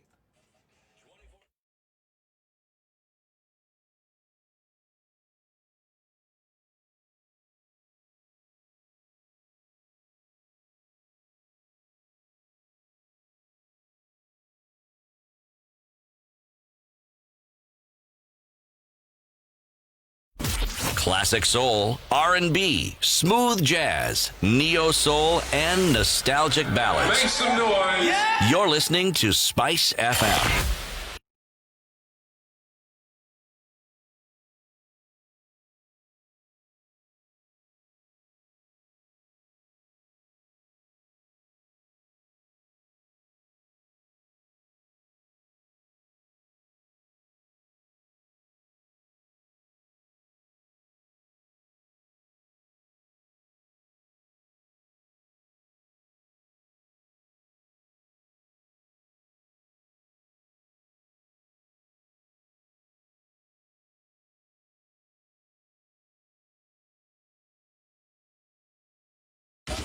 24/7 around the world, non-stop. This is Spice FM.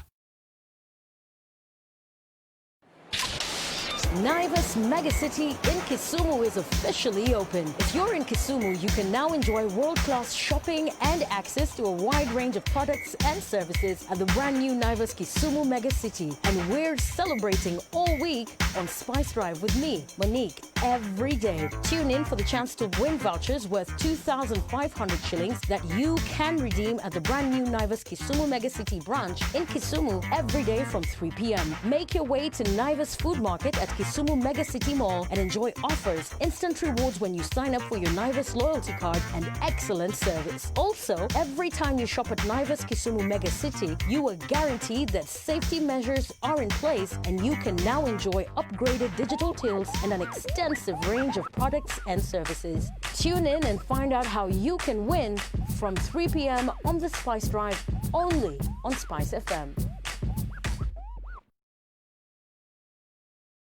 It's warming up ever so The slightly in weather. Nairobi. At 15 degrees now. Mostly cloudy conditions are going to continue for most parts of today, though. Highs of 24 and lows of 14. Nakuru, it's said to be sunny, but it's not quite. The fog is quite low in some parts of Nakuru town. We'll see highs of 23 and lows of 13 with showers later. Njeri is overcast at 14 degrees. Highs of 22 and lows of 13 and a chance of a shower later. Mostly sunny in Eldoret at 12 degrees. Partly cloudy conditions and then into rainy conditions later with highs of 21 and lows of 11. It's mostly sunny in Kisumu at 20 this morning, highs of 27 and lows of 18 with showers later. Mostly sunny in Kakamega at 15, highs of 25 and lows of 14 with showers expected later in the afternoon. It's going to be a wet day in Mombasa as well, highs of 28 and lows of 23. Showers in Malindi at 24, highs of 27 and lows of 23. Kampala is partly cloudy at 18, highs of 24 and lows of 18, also a wet afternoon in sight. 23 degrees and partly cloudy in Dar es Salaam. We'll see a shower later with highs of 29 and lows of 22 in Joburg. It still continues to warm up at 13 degrees. We'll see highs of 25 and lows of 9 with partly cloudy conditions through the rest of the evening. And in Lagos, 23 degrees, clear skies with periodic clouds going into partly cloudy conditions later with highs of 29 and lows of 23.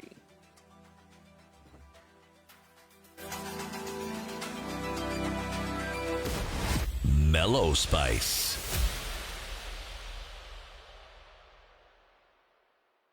So the fog is quite low in certain parts of the city, and we know that a couple of accidents already recorded this morning. Gong Road, Thika Road has recorded just another one now, and it seems to be crazy, guys. We know the fog is low and visibility then is affected, so we're asking you to please be careful. All right, getting into the city from the Nyayo Stadium roundabout, getting into the CBD and then on towards Westlands is moving very slowly.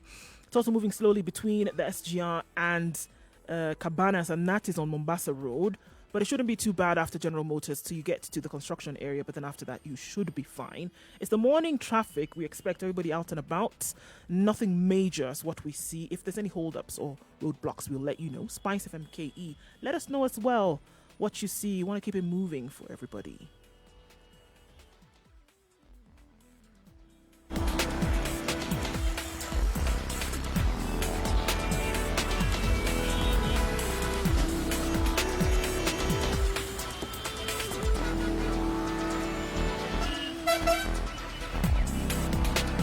Mature, intelligent talk every morning.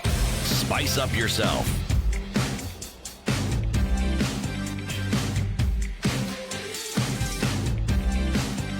Mornings done right. 94.4 Spice FM, Nairobi. Coming up to 7:30. Good morning and thank you very much for tuning in to Spice FM on KTN Home and www.spicefm.co.ke, as well as our social media platforms, Spice FM KE, Facebook, YouTube and Twitter.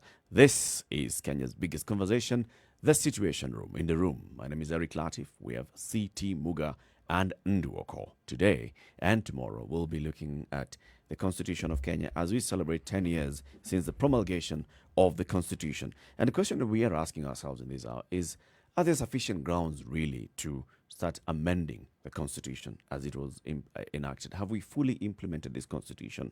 What we're discussing for the past half an hour was whether Kenyans were really ready to have this Constitution that we said that we give ourselves and to our future generations. Are we ready to have the conversation of the Constitution? on what is exactly required and needed to implement this.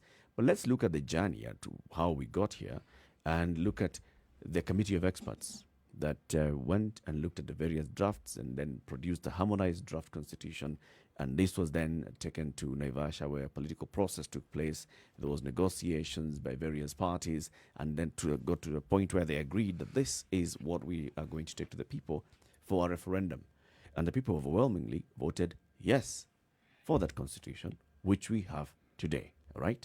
Speaking to us on that journey is the former secretary and CEO of the Committee of Experts.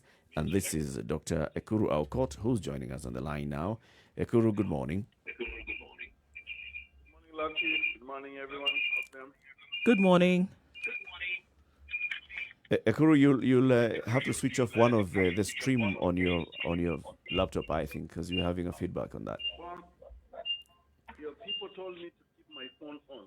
Phone, yes, keep phone on. Keep switch off the stream. I think there's a feedback, and the stream on your device. Okay, okay. Can you hear me now? We can hear you. We can hear you.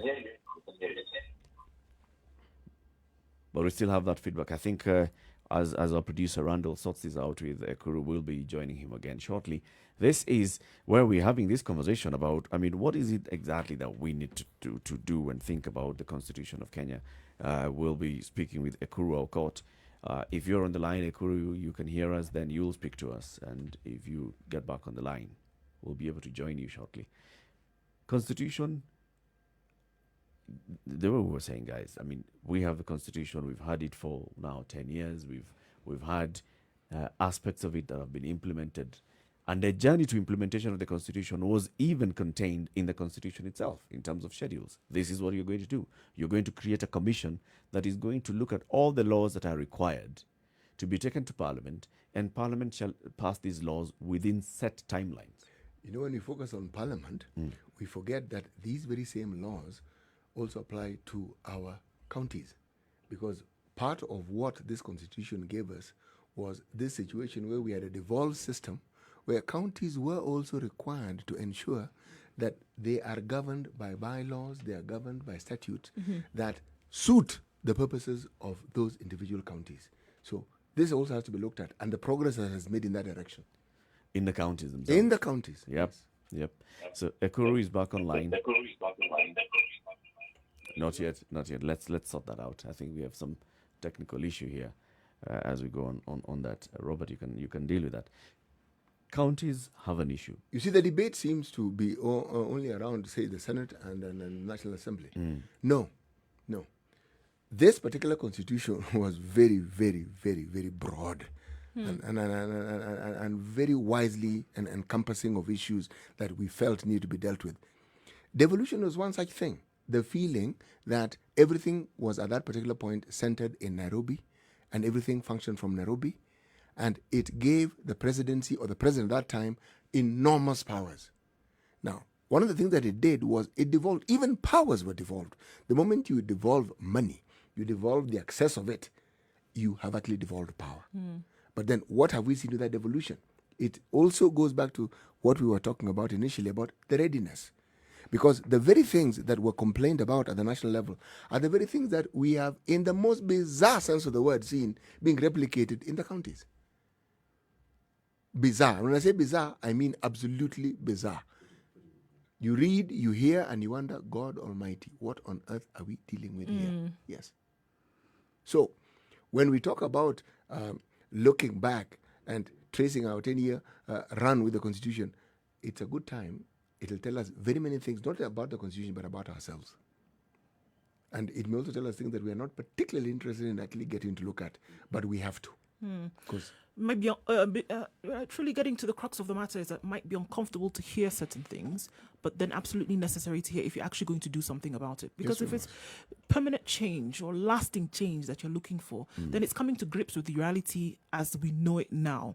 That there's certain things that may have been done which the country was not ready for, and that means that there were basics that needed to have been taken care of. And maybe that's where the focus then should lie. On all these things. Dr. Okoh is now back online. Let's try this out. Dr. Okoh, you can hear us? Can you hear Latiff? Good. Yeah, Now clear. it's clear now. Thank you very much Right. for joining us, and sorry about that technical hitch. So, Dr. Okoh, we are discussing the Constitution and asking ourselves, 10 years down the line, much of the implementation, much of the aspects of the Constitution that needed to be implemented, structures and institutions that needed to come in place have come in place. There are things that have not happened. For example, that whole evasive and elusive issue of the gender balance in the National Assembly has not taken place. But then there are things also that have taken place. And we are pegging our conversation on whether Kenyans were ready to change in terms of our own mindset, to accept the Constitution that we've given to ourselves, and therefore to implement it fully. Okay. And that's the same question I want to pose to you, because you sat there, you worked with the committee of experts, you participated in drafting this Constitution, and among the things that it had very many lofty ideals, so to speak. And it was presented to the people. People looked at it and they said, this is the most progressive constitution in the world. This constitution is being studied. I mean, you're a constitutional expert. I'm sure you've given talks about this in other countries and other jurisdictions. But looking back to the people of Kenya, are we living to the ideals that you drafted? Well, it's a $1 million question, I would say. First of all, let's go back to the journey. At the time we were making the Kenyan Constitution in 2010, actually 2009 to 2010, we had come from a journey of about 20 years. And there was clamor for multi-party democracy in the early 90s. People wanted independence of institutions like the parliament, the executive, the judiciary. Then they also wanted independent institutions, such as, for example, the Kenya National Commission on Human Rights, institutions that will address matters land, institutions that will address matters justice. So by the time we were meeting as a committee of experts in 2010, we consolidated all these views. And the understanding at the time was that Kenya was actually in the cusp of renewal. Kenyans wanted a new Kenya, a new governance structure, a new democratic culture. And that is what we consolidated as the committee of experts. So that right from Article 1 to Article 264 of our Constitution, you will see the kind of aspirational change that Kenyans wanted. For example, Kenyans wanted to know, how do we treat power if it has been exercised in the last something plus years?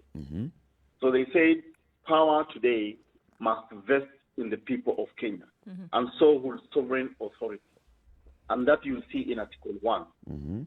They wanted to know, how do we treat matters human rights?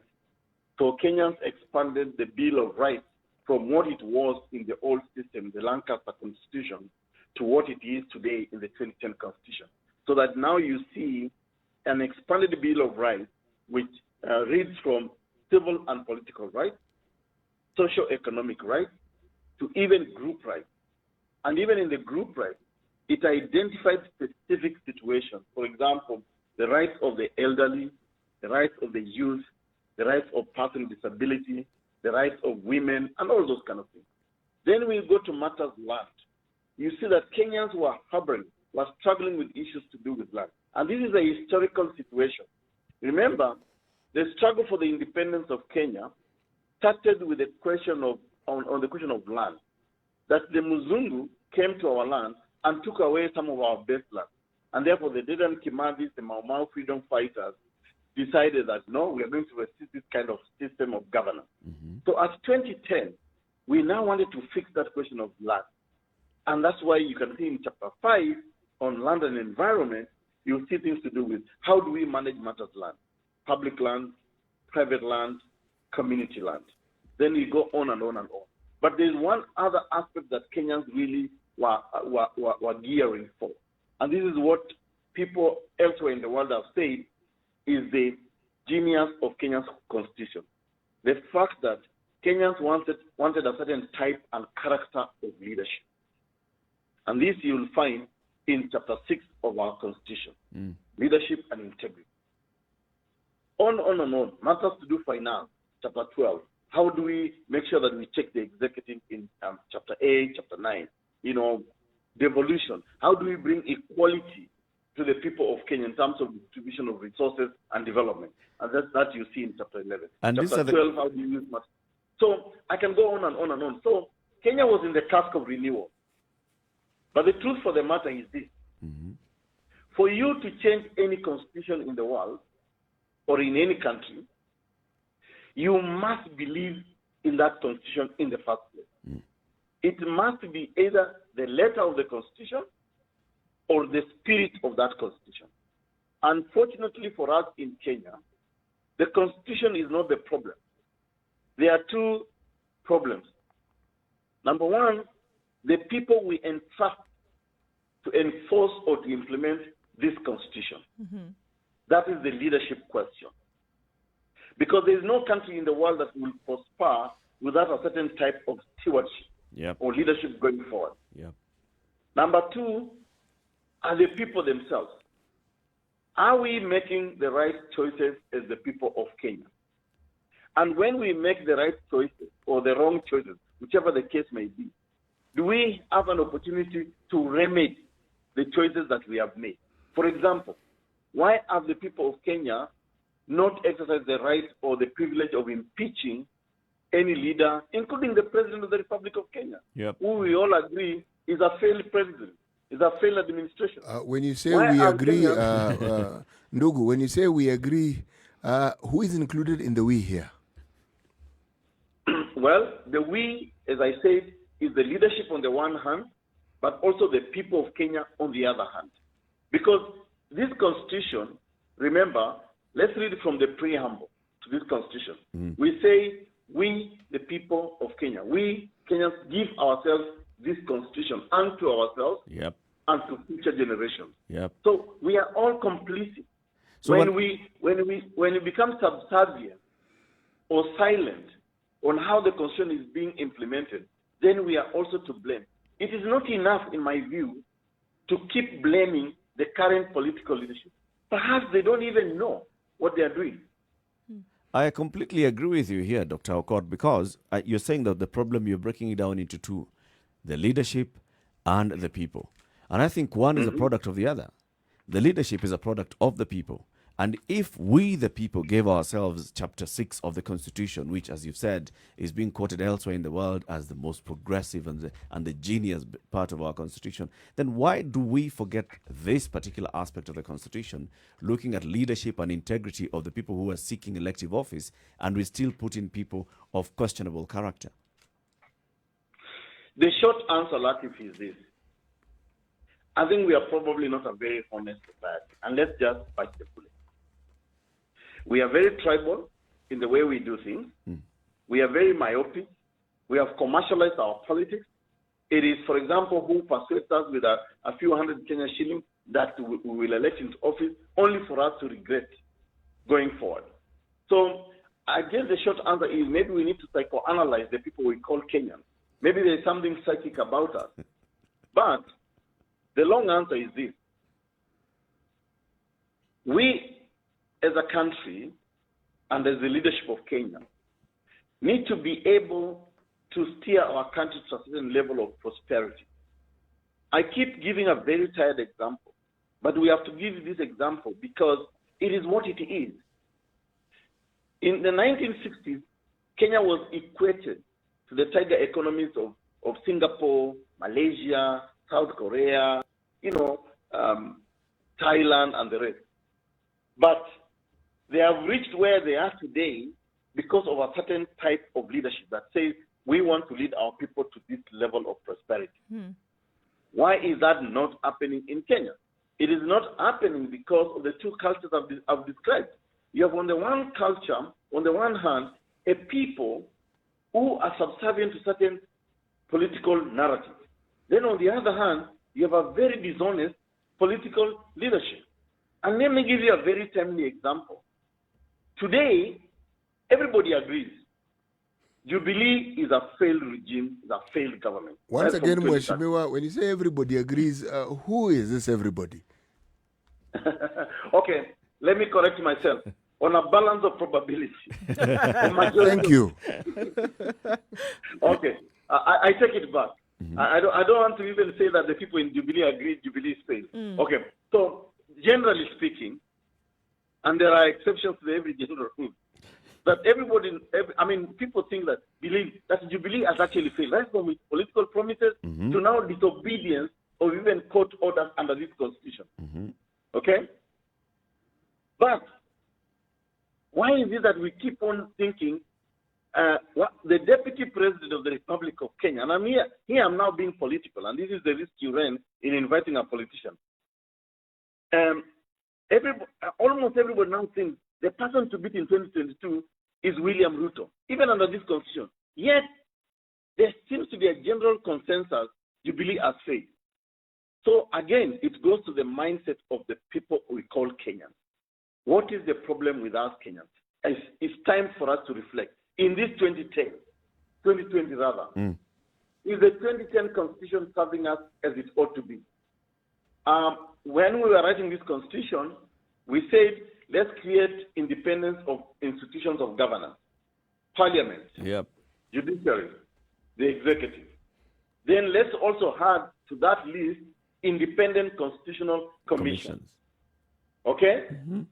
To address certain aspects, for example, to do with land, human rights, historical injustice, and all that. But the truth of the matter is this. Look at parliament today. Parliament in Kenya today is either Uhuru Kenyatta or Raila Odinga. Then you actually wonder, did we even have to elect and nominate the 416 members of parliament? We could have as well just agreed, let Uhuru either become Senate or Raila become National Assembly. And nominate people to the Assembly. But Dr. Ekuro, that is simplifying a situation really, really, really by a far stretch of our imagination. I mean, the truth is this. If you look at anyone who aspires to a political position in this Kenya, do they aspire to actually provide leadership, or do they aspire to acquire as much wealth as they possibly can with the collusion of other people? So it's like you elect people and the first thing they do is find a way of ganging up so that they can rape the country, pillage the country, and put themselves at the helm of everything. That seems to me the most obvious thing. The lengthy explanations may justify it, but that's what seems to happen. Everyone wants to make a lot of money quickly. I totally agree with you. But now that we are talking about the Constitution as 10, do we accept that kind of situation? That's why for me, I deliberately brought the idea, or what has been prescribed in our Constitution, that Kenyans want a certain type and character of leaders, prescribed in Chapter 6, that if you are a leader, you must not demean the office you hold. You must not disrespect the people. You must adhere yourself to certain value system. So, just because leaders now keep on enriching themselves at the expense of the people, doesn't mean we accept it. And I totally agree with you. The character of our leadership over the years, even from the last 10 years, has been about themselves. So nothing to do with Kenya. Dr. Okoh, in the last 10 years, we the people have observed as this is happening with our leadership. We the people seem to have accepted that this is the reality of our times. So should we then amend the Constitution to realign it with this reality? Absolutely. If you look at any constitution in the world, and you can actually look at a website called constitute.org, you will find about 194 constitutions of all countries.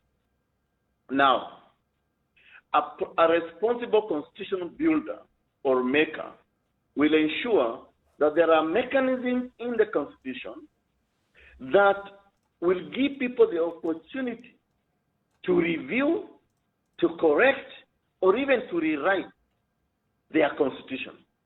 And there is nothing perfect in the world. That's the reality. Nothing is perfect. True. In fact, the only document we are not able to review going forward is the Bible. All other documents, people even write new editions of books of Constitution.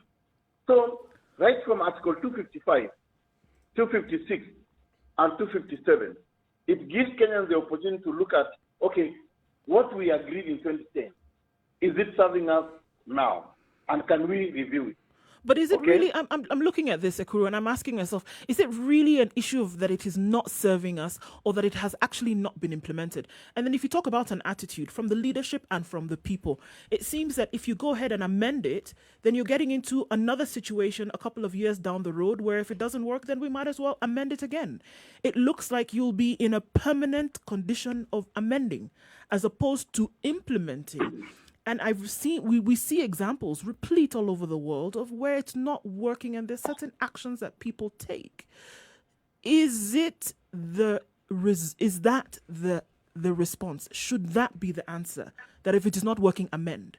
As opposed to making sure that what you set out, when everybody agreed that this would be a perfect way to go, that you just didn't do it, as opposed to changing it and hoping that you can now fix it as you go along. Okay, so you raise a very fundamental question, which is the question around the letter and spirit of the Constitution. But it's also about culture of a people. So when you read any constitution in the world, you should be able to see the people of that country in their social, political, and cultural context. Now, there are options. One, Kenyans need to make the right choices about the kind of leaders they elect to be able to implement the Constitution.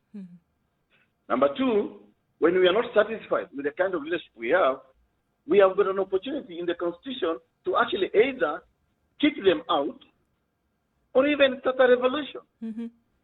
Yesterday, I'm aware that the people in Mombasa were just demonstrating about the theft of COVID funds. It is a right in the Constitution to demonstrate, to picket, and to do all those things, to exercise your political rights under Article 38 of our Constitution. The police did not have to arrest someone like Auma and the Muri people.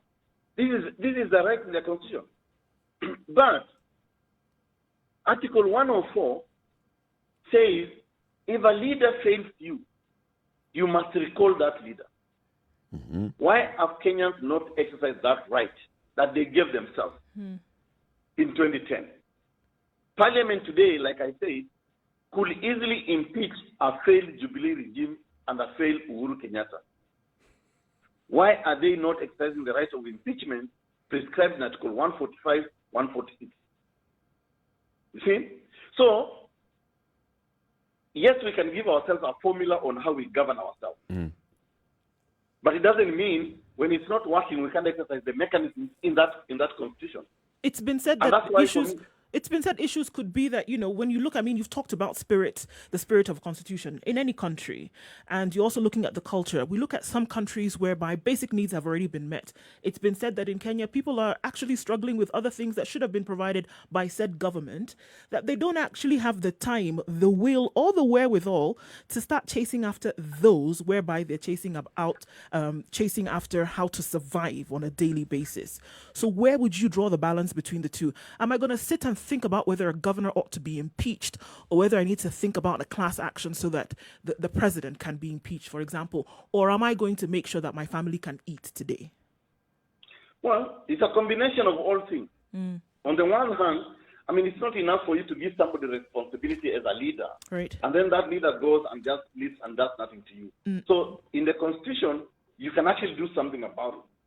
And for me, one of the challenges that I want to bring to this discussion going forward in 2020 is that we Kenyans have perfected the art of lamentation. We keep crying. We are bystanders, curious onlookers. We keep on saying, oh, this leadership has failed, this leadership has done this, but we don't offer ourselves. And when we say we cannot participate in politics because politics is dirty, let's look at it today. Politics almost decides everything. Okay? It's from political decision that you will see either a homeless child, homeless family on the street. You will see either thieves of public money, prostitutes, the price of unga, the price of flour, the price of beans, and all those kind of things. This is political decision. And let's reflect in 2010. Today, one of the beauties of our constitution is that it has redistributed Kenya's wealth to each and every part of the republic. But is that wealth being utilized optimally to benefit the people of Kenya? And this is why, for me, as a party leader and as Third-Way Alliance Kenya, we have said it is time for us to review our constitution, to even seek some amendments to bring into effect some of the aspirations of the people of Kenya in 2010 in this 2020. We have said, let's strengthen devolution. And by strengthening devolution, we can do a couple of things. Just in summary, why isn't money that is being devolved not going beyond county headquarters? Today, if a member of the county assembly is not in good terms with a governor, the bridge in his ward, the school, the hospital, security in his ward or her ward will not be fixed.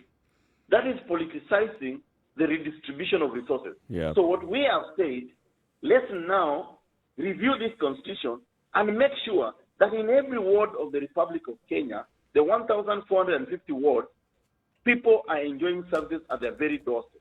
We have also said, Dr. Okoh, if we have I hate to really devolution- cut you short because this is the time, this is the actually the crux of what would have been a perfect conversation on this, on then what we have failed to do and what we need to do going forward.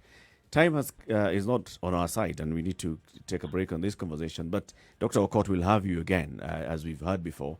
We'll invite you again to have this conversation on what the Third Way Alliance is then proposing as a way of addressing what we haven't achieved in the Constitution of Kenya 2010. And we'll still have pushback. with let you. me say finally this. Yep. Kenyans have three choices going forward.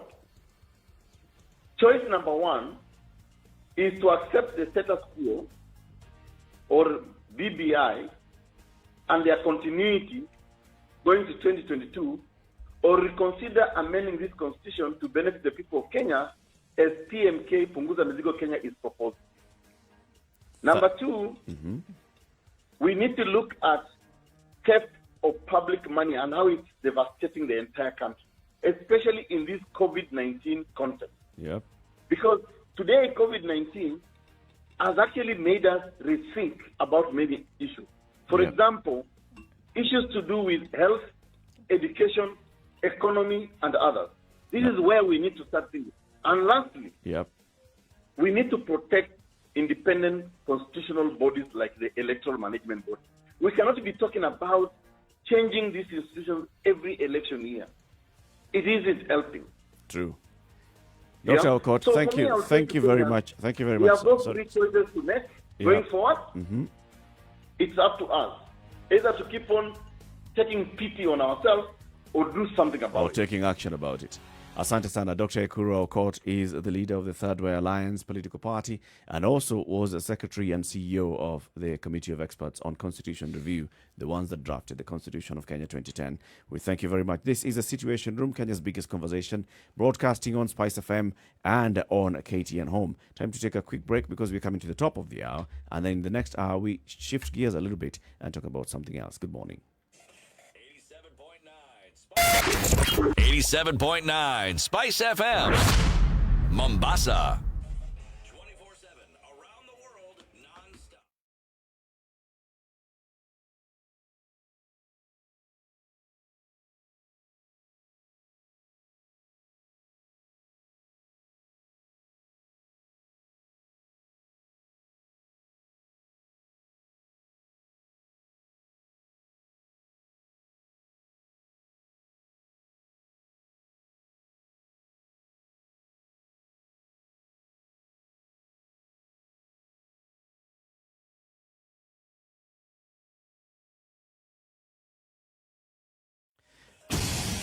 Good morning. It's now 8 o'clock.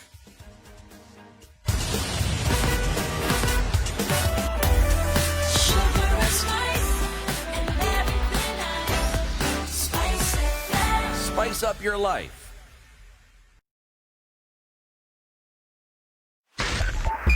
(102.5) Spice FM, Kisumu. Okay, guys, it seems that today is the day we are counting accidents along the roads. What is going on?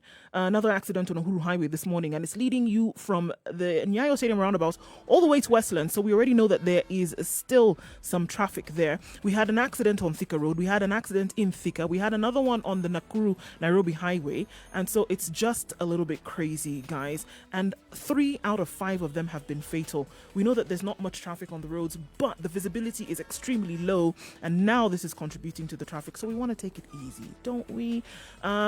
So there's no alternate. If you're already on that road, you're just going to have to wait it out.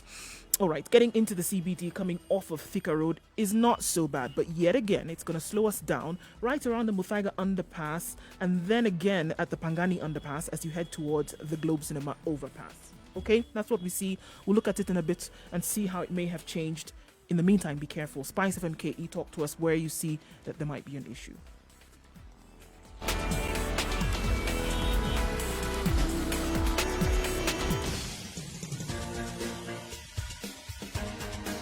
This is the Situation Room, the home of hard-hitting political commentary and penetrating insights about the state of the nation. This is a talk radio experience like no other. The Situation Room, a place for hard truths, debates, and elevated conversations. The Situation Room, witty, political, engaging, deep, controversial. In the room, we have C.T. Muga, researcher, academic, seasoned political observer, a fountain of wisdom in these politically uncertain times. Nduh Okoh, Nigerian by birth, Kenyan by choice, communications expert, Pan-Africanist, a truth seeker and believer in people power, and Eric Latiff, agent provocateur, the man in the chair, seasoned journalist, news hound, a man who believes in punching up, not down. This is the Situation Room. It is 2.5 minutes after 8 o'clock. Thank you very much for tuning in to Spice FM. It broadcasts on Nairobi on 97.7, in Malindi, Njeri 90.9, Eldoret 96.7, 96.0 in Nakuru, 102.5 in Kisumu, 87.9 in Mombasa, and 94.4 in Nairobi. We are also live streaming the show on www.spicefm.co.ke and Spice FM KE on YouTube, Facebook, and Twitter. Let's start the hour with today's proverb. CT. However much the buttocks are in a hurry, they will always remain behind. Behind who? The rest of the body. All right.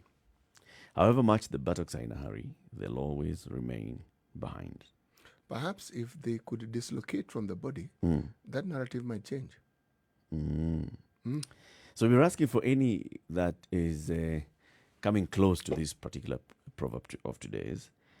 Isaac Akuku says, he who swallows a whole coconut has complete faith in their backside. I'm not going to use the word that he used, but yes. You know what I mean. I do Swallow know an what entire you mean, coconut. because essentially what he's saying is actually in the spirit of African proverbs. They give you a metaphor, they give you a picture in words that paints exactly what they would like you to understand. No mistaking what it is that you're being told. No, this message is loud and clear. Yes, it leaves you with minimum, really no doubt whatsoever. Yeah. Unless, of course, you're given to creating doubt where none exists. No matter how much the buttocks are in a hurry, they will always remain behind. They'll always remain behind. Okay. So let's talk about enterprise development in this country, and especially youth empowerment and looking at opportunities. Many have said that Kenya is an innovations hub, especially when it comes to the tech world, right?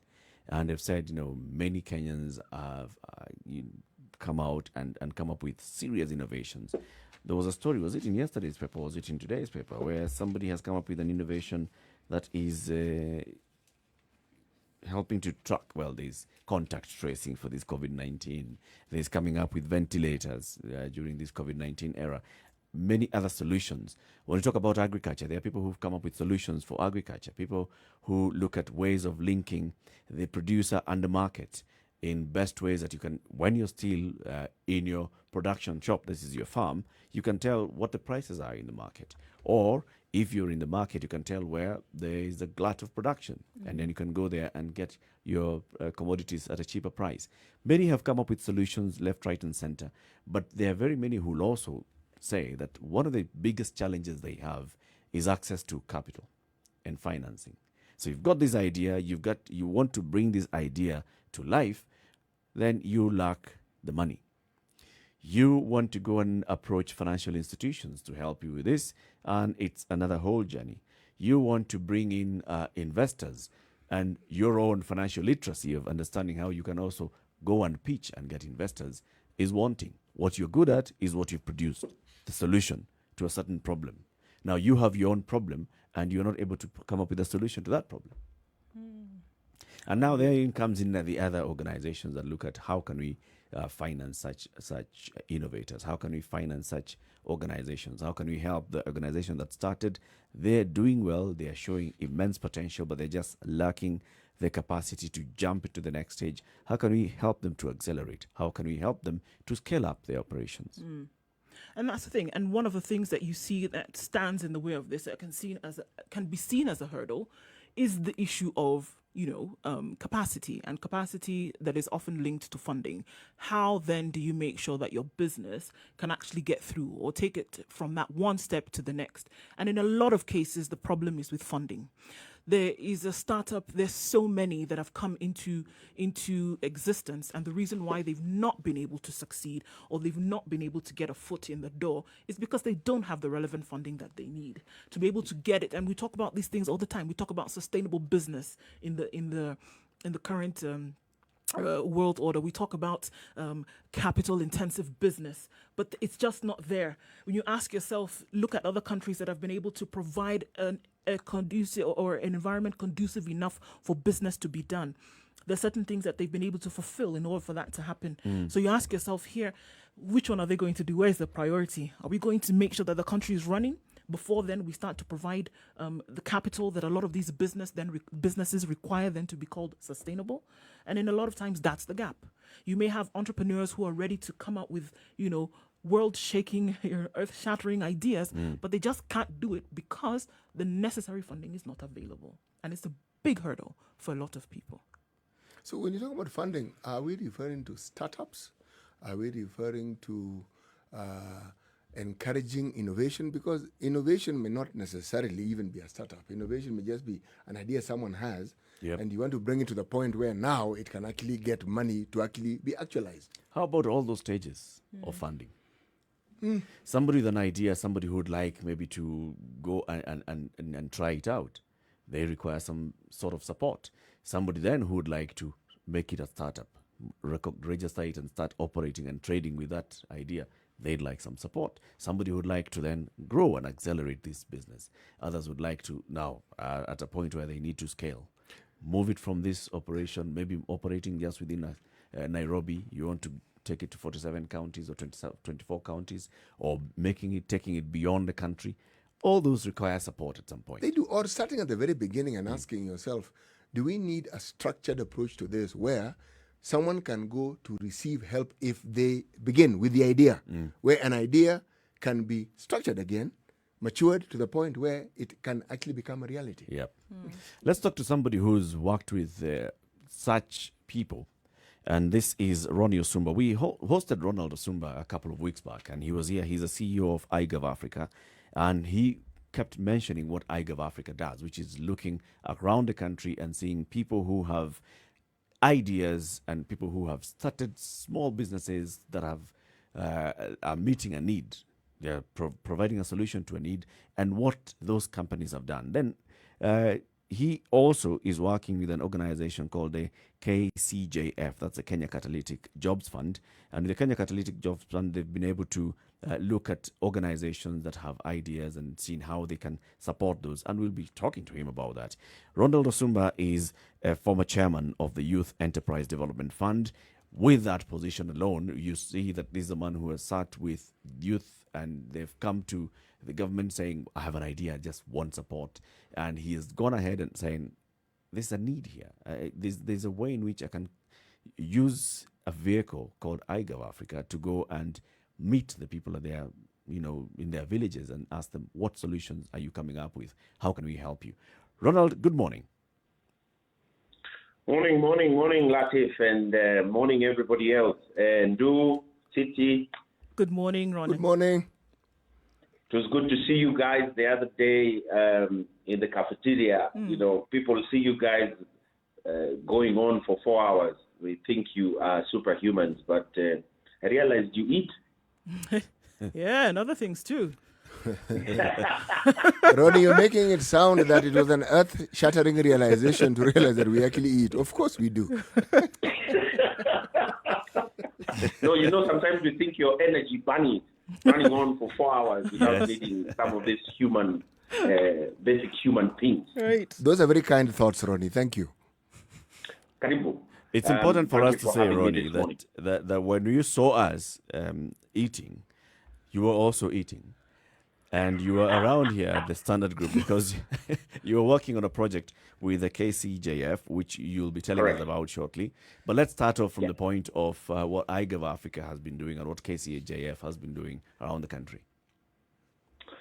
Thank you very much, Eric. And I think this is an extremely important topic, particularly if you consider that Kenya today is considered as a hotbed of innovation.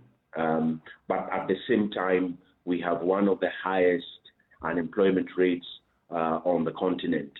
So I think it is important for us to be able to ask ourselves a fundamental question. How do we leverage these innovations that we are seeing and this drive to get young people into entrepreneurship to create more jobs? So ideally what iGov does is to work with young entrepreneurs, mostly those who are in the tech space, who are trying to build solutions to address, the various problems that we have.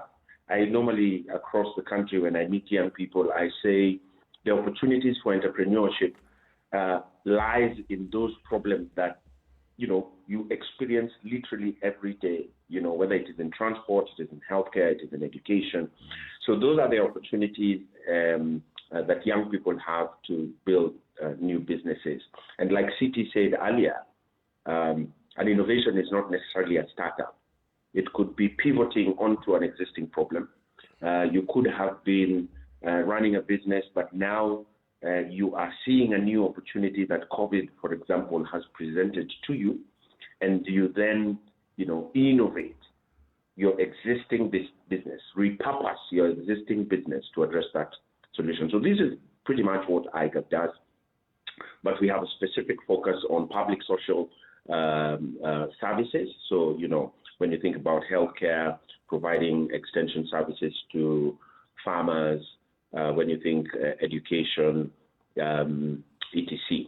On the Kenya Catalytic Jobs Fund end, which is 4-year program funded by the UK government through DFID. It's a £5 million program, or 700 million Kenya shillings equivalent, to finance businesses that are focused on growing innovations that are, how would we put this, that are targeting specific marginalized communities, so that's youth, women, persons living with disabilities, for the purposes of creating jobs. And we focus on, 3 distinct sectors, that is manufacturing, and mostly light manufacturing, because if you consider the target group, this would be huge industries in industrial area, for example, agriculture, and the informal sector. So these are the things that we are working on currently, working with a lot of people across all counties. Now, you say that the 3 thematic areas are light manufacturing, agriculture, and informal. What is informal? So informal is your mitumba, for example. Informal is garbage collection. Informal is juakali. So anything that, and you do realize today, the informal sector in Kenya, contributes over 30% to the national GDP. Yeah. It's an extremely critical space that has not been formalized. So there's still a lot of informality around it. Whether you think about structure, you think about regulation, you think about the laws, you think about tax regime, you think about how the business is registered. There's still a lot of informality around it. So it is these people who we are targeting to be able to build their capacity to operate more effectively and more efficiently, improve business processes within this unregulated environment. So that's what informal means. What do you see are the problems? I mean, it's clear that, we can say that there's this that's available to be able to help. If you're looking at Kenya specific, what do you see are the issues or the problems inherently that dog businesses, whether in a search to be sustainable, or what have you seen are the problems in certain areas that, programs like this then would be able to solve directly through this kind of funding? I think, Nduh, you mentioned, you touched on one earlier, which is financing. But I think from a generic approach, we need to call them market systems. So market systems are those things that allow businesses to operate in an environment that is predictable, that is regulated, and that allows you to maximize on the resources that you're putting in your business. So a lot of small businesses are operating outside formal market systems. So, when you talk about financing, you do not have properly structured financing that targets small businesses. So that means they have to be interest friendly, they have to be easily accessible, the repayments have to be what we call bullet repayment. So today, if you go to a bank, every bank wants you to repay monthly. Not most businesses have a consistent monthly revenue cycle. So you want to be able to build a product that allows what we call bullet payments. I pay when I have the resource to pay. Yep. So it's flexible to my business. It's friendly to my revenue structure. I can be able to meet the cost of financing my business. So financing is only one bit. Another bit that we rarely talk about that is extremely important, I see governments now trying to do a bit of it, is the tax regime. Actually, let me call it the regulatory regime. So the regulatory regime is many things. Is how do I register my business with ease? So do I know, if I want to set up a business, do I know where to go? Do I know what the requirements are? Are those requirements accessible to me?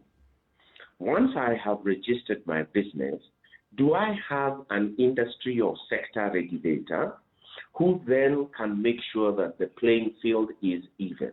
So if you think about agriculture, for example, today, most smallholder farmers are left out of the formal structure. And the regulation is largely supportive of big registered farmer. So the small guys end up losing out. Let's take maize, for example. If you're a maize farmer, 67% of our maize, national maize stock, comes from smallholder farmers.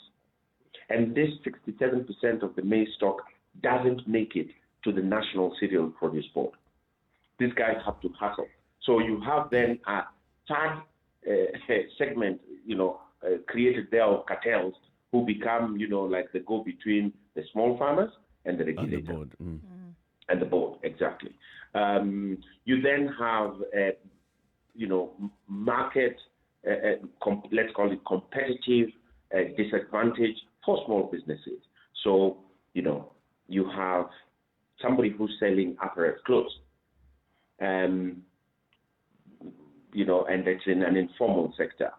And we know most of our informal clothes are found in places like the Komba Toy Market and all these other markets across the country, or in small stalls scattered across our urban centers. Now, those guys are already put on a back foot. Why?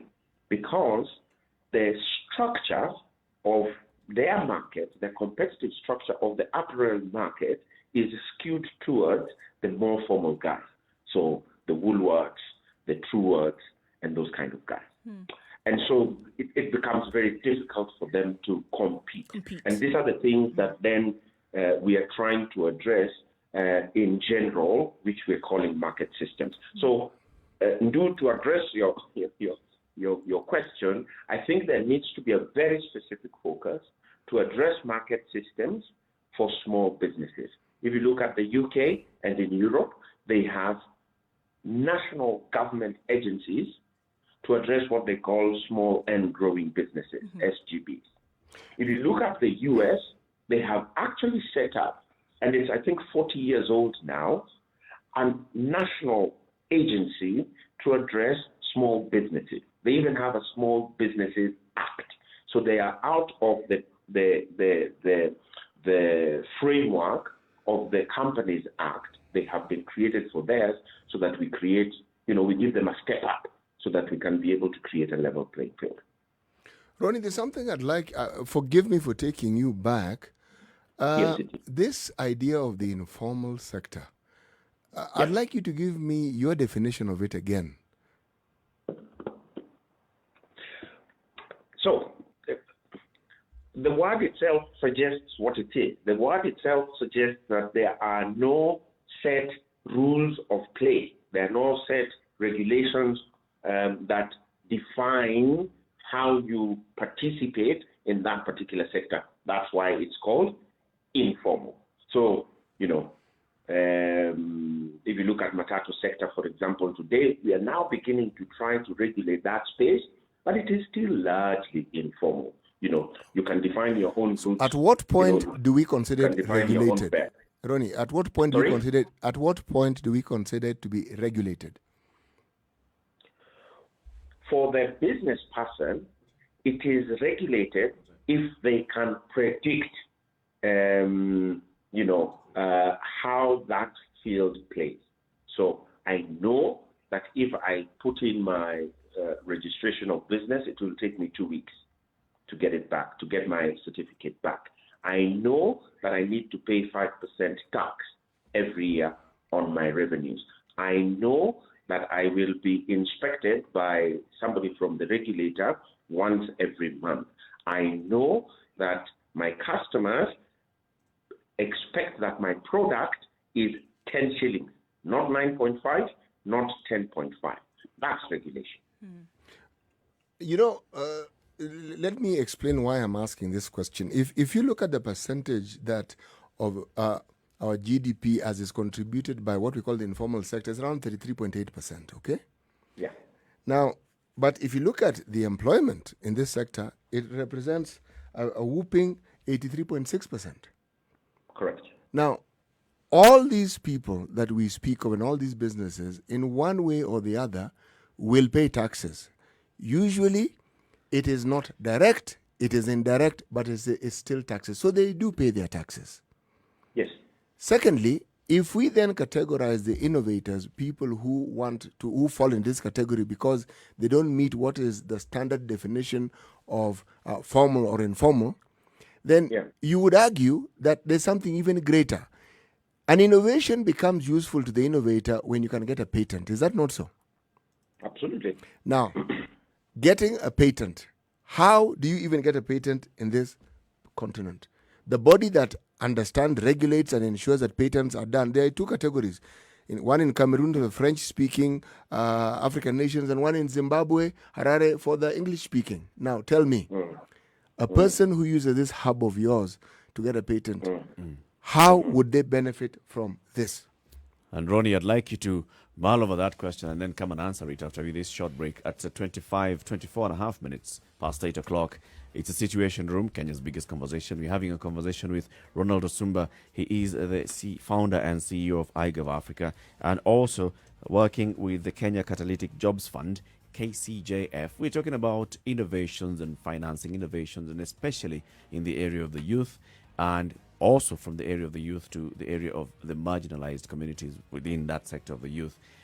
Shortly, he'll be telling us what they're doing with the KCJF in terms of a show that will be coming up on KTN next week, and he'll tell us about that as he responds to CT's question. Good morning. This is the Situation Room, broadcasting on Spice FM and KTN Home. Time for a break. We'll be back shortly.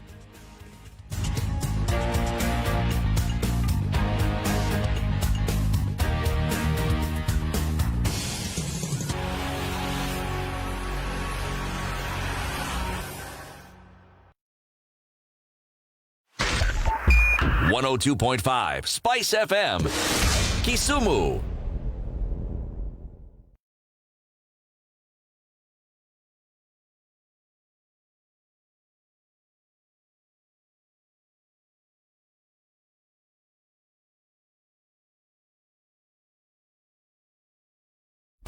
Classic soul, R&B, smooth jazz, neo soul, and nostalgic ballads. Make some noise. Yeah. You're listening to Spice FM.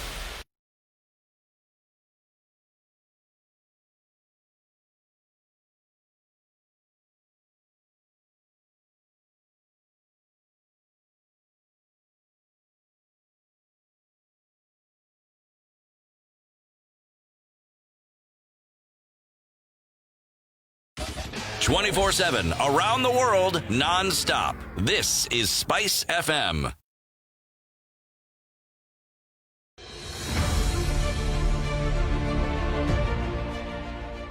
It's been an uncertain couple of months, and we are still experiencing the effects of COVID-19 pandemic in our lives. However, we're bouncing back. Our resilience like never before has shown even brighter. And in our adaptation to a new normal, we find a purpose to believe in a better tomorrow. Which is why the Standard Group is bringing you the 47 million reasons. It's all about finding something and someone to be hopeful for during this pandemic. From first responders, mental health, unity to hope. We owe it to ourselves to keep going, getting stronger than ever. 47 million reasons, celebrating you and me. You are our reason. And we have 47 million of them. Brought to you by Radio Maisha, Spice FM, Vibes Radio, KTN Home, and BTV. It's warming up ever so slightly in Nairobi. We're now at 17 degrees, cloudy conditions though. It's overcast through most parts of the city. Visibility actually quite low because of the fog that is surrounding. Let's look further afield into Nakuru, where it is partly cloudy at 15 degrees, likely to warm up ever so slightly there as well, and a chance of rains later on in the afternoon. Then further on, Eldoret. And it looks like partly cloudy conditions as well. The sun will peek out every now and then, but there's a chance of rain later on during the day. Kisumu is partly cloudy at 20 degrees. It's going to warm up till 26. Kakamega as well. Sunny conditions right now at 17. Will warm up to about 25 or so. And then a chance of rains later on in the day. Looking at Mombasa, where it's raining here and there this morning and likely to go on throughout the day and well into the evening as well. It will go to highs of 28 today. It's partly cloudy in Kampala. We will see rains later, currently at 21 degrees. We'll go to a high of 28.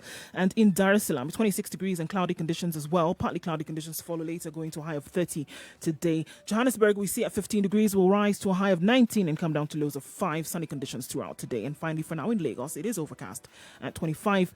We'll go to a high of 28, and those cloudy conditions will continue for most parts of today.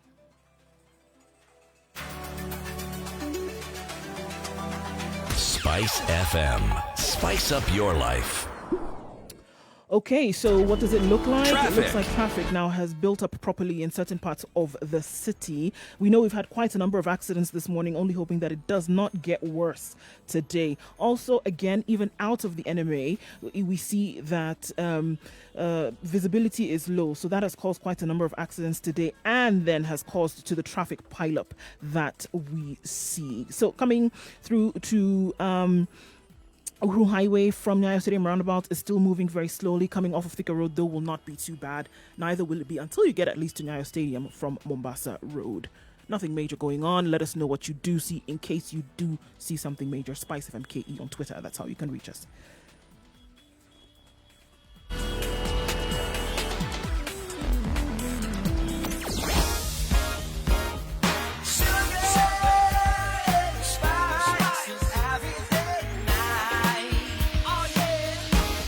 Spice your life. Mature, intelligent talk every morning. Spice up yourself.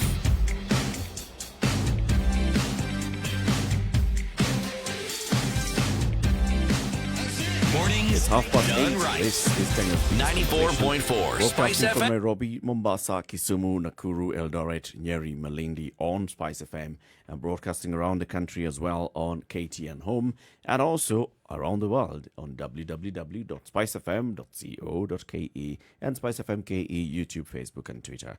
We're having a conversation with Ronnie Osumba. He is the CEO of iGov Africa, and he's also the team leader of the Kenya Catalytic Jobs Fund. And as we went to the break, CT had asked Ronnie to respond to this. And Ronnie, you can just pick it up from here. The issue of patenting and registering a patent around Africa.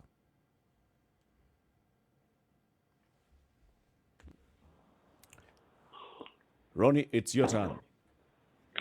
Thanks, Eric. So let me just talk. Let me talk to the first thing I think City mentioned, which is taxes, Yep. and the fact that a lot of our small businesses are subjected to indirect taxes. And you see, City, this is precisely my point. I think the government is now trying to make that more direct. So they have introduced something they're calling presumptive tax, which you pay at the beginning of the year. I think it's 5%, or maybe it came down with COVID to about 3%. But you pay at the beginning of your year, presuming that you're going to make some revenue. And then at the end of the year, if you didn't make that revenue, the 5% of the presumed revenue, then you get, the cash back or whatever it is, an offset.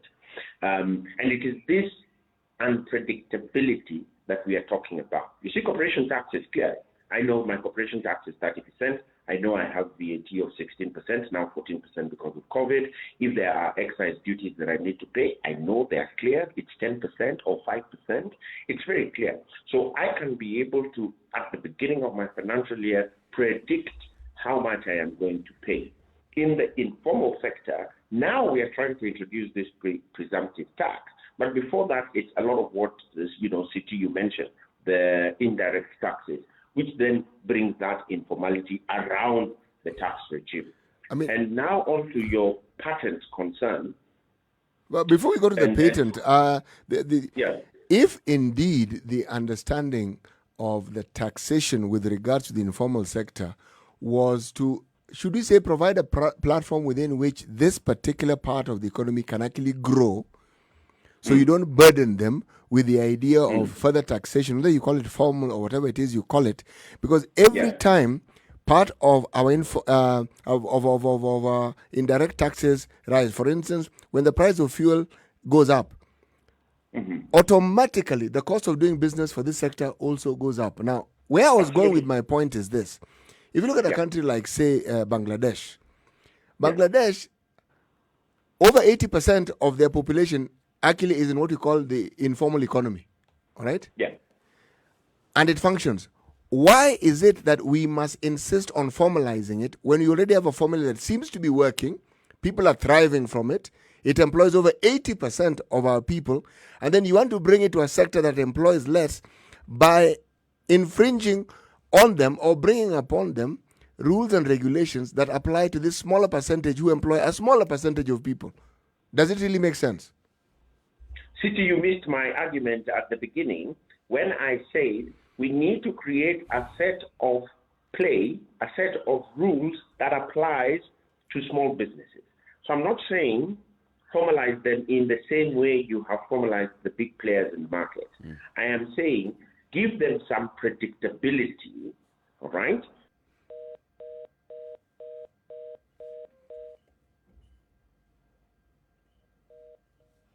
All right, so we have an issue with him. We need to call him back and get him back online, and so we can continue. But yeah, he's talking about predictability for according to a whom? regime. No, predictability according to whom exactly? According to the players in the sector. According to the government, to be precise. According to the players. And even with the predictability, there is predictability. Yes, it's just that the predictability is also not formal. I have a problem with this word here, because The word formal and informal is more or less meant to mean something of lesser significance as opposed to another which has greater significance. They are formal. It's just that the structure that we call formal requires you to have certain rules and regulation met, which this particular sector doesn't meet. But it does not mean they are not formal. It doesn't mean they're not formal. What is formal then? You define. You give us your definition. One word, regular. Regular. Just what? regular. Regular according to what? Something, What is regular? No, Regular the word as in they regular is wake up in the something morning, they go that to you work? can What- actually see is continuous and is ongoing. That's what I mean by regular. I'm not even trying to... you can't misunderstand the word regular. but formality as well is are you working within the legal framework that's been set? Are you working yes, within you the are. regulatory framework that is been Yes, set? you are. And then are you paying your taxes regularly as you should? Even because these you're people, talking about that they pay taxes, yes, but They you do. see, consumption tax is one aspect of it. There's the income tax, which is a bigger percentage of it. No. They cannot be given, it cannot be presumed that the same burden of tax that is actually levied on those who clearly have businesses that generate more. As I said, they are the number of people who this particular sector represents is large enough for them to be considered differently. And the difference I'm talking about here is by levying yet another tax on them. Remember, these people pay the county or the county. Yeah. There's something you pay even on a daily basis. Yes. So now, what are you paying for if your business is not recognized to be a business? Are you paying income tax? That is an Because now income tax. The Yes. introduction of the You have a turn- kiosk. No. You are City, selling by don't the define roadside. your own things. The introduction No, of it's the not my own turnover things. tax. It is introducing your own things. Okay, Ronnie, help me here. A fee is a tax. What do you think it is? because It's not income. Eric, I can see City is putting you under a lot of pressure. and City, basically what we are saying is this. Today, you cannot walk into Safaricom and ask the Safaricom guys to pay you 1,000 bob that is not, on a daily basis, that is not part of their tax obligation. But if I walk into Marikiti markets today, if I am a government official, I can collect 1,000 bob from all those guys. Okay? What we are saying is, let us have a structure of collecting tax from them that is predictable to them. So, City, we are not saying charge them corporation tax of 30%. No. But let them know what's We're coming, saying- essentially. Sorry? Let them know what's coming, essentially, so that then they're able to plan Thank their you. businesses Let them around. know what's coming so they can plan. Today, they can't plan. A lot of the people in informal markets today, CT, they leave all their collections to tax collectors in the market because they don't know. They can't predict that that's going to happen. Yep. So all we are saying is, let us have a more structured market system that allows the biggest player in the market, which you've rightfully pointed out, CT, to be able to flourish, but to be able to flourish because they can predict what the market is going to throw at them any single day. So, City, I know you rightfully have pointed them out as the largest employer, and you're saying don't disrupt that. I am saying if you disrupt it, they will play an even bigger role. Because now the system will be more predictable for them. What I have a problem with this blood-sucking taxation methods that keep coming up. Just when you think that you can breathe, something else rears its head and you're suddenly having to deal with it. And I'm thinking, a sector such as this one, there may be arguments such as the one you're putting forward that this helps them move forward. My argument is because I don't seem to understand how it's going to help. But that's a discussion for another day. Let's talk about patents. Patents. I like the way you moved it on quickly. Patents is also another, sticky area. And yes, a lot of inventions that are earth-shaking, that are redefining moments or redefining solutions require patents. But a lot of innovations, City, do not require it. Okay? So you have to be able to then distinguish whether the patent will give you a competitive advantage If it will not, then you probably don't need it. So if you take Twiga, for example, who have completely changed the way small businesses are delivering their produce to market. They probably were the first major one, but there were probably others before them. They didn't need to patent their platform. They've probably gotten some IP rights for unique components of the solution, but they can't patent the idea. This is why, and I just heard the advert you ran a few minutes ago, Jumbo Pay Market is now doing the same thing, telling small farmers, give me your maize, I will take your maize to the consumer. Yep. Okay? So a lot of innovations do not actually require patents unless it's going to give you competitive advantage. Let's talk about now the program that you've been doing with the KCJF, and it'll be running on KTN Home next week. Yes, thanks a lot, Eric. I mean, KCJF is an exciting project. It's funded by the UK government, and ideally it is a program that is testing market systems and looking at innovations that can redefine some spaces. So what we're saying is, for every shilling that we invest in specific kind of businesses, how many jobs can we create? This is the test that we are running in the markets today. So we've been running this from last year. Last year was really the test phase, and this year we've gone full blown. So we did the round 2 of applications this year. You'll be interested to know we received 850 applications, exciting applications from at least 44 counties. So innovation is not just happening in Nairobi, it's happening across the country. This, and City, to your point, 850 small businesses, formal businesses, have a combined revenue base of 13.5 billion Kenya shillings annually. And these are small businesses. These are businesses run by, young people. They employ 24,000, again, combined base. They employ 24,000 people, right? 42% of them, only 42% are over 3 years old. The rest, which is 48%, are under 3 years old. So we are seeing a lot of, activity, and this is really a true picture of what's happening in Kenya. So when we talk innovation, it's not just the big boys who we are seeing, the Twigas and the eclectics and all this kind of people. It's the small things that are happening in the counties across the country. And what we are then saying is, how can we be able to support these guys? And we've set up a set of indicators of success. We have set for them what we call the log frame results-based approach. So it's not random. We are not just giving them 100,000 pounds. And by the way, each of them is receiving 100,000 pounds. That's at today's rate about 14.1 million shillings. So we're not just giving them 14 million shillings and telling them, end up fine.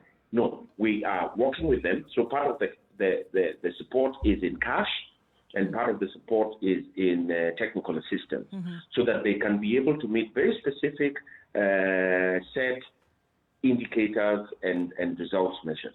Now, we're not just focusing on the businesses alone.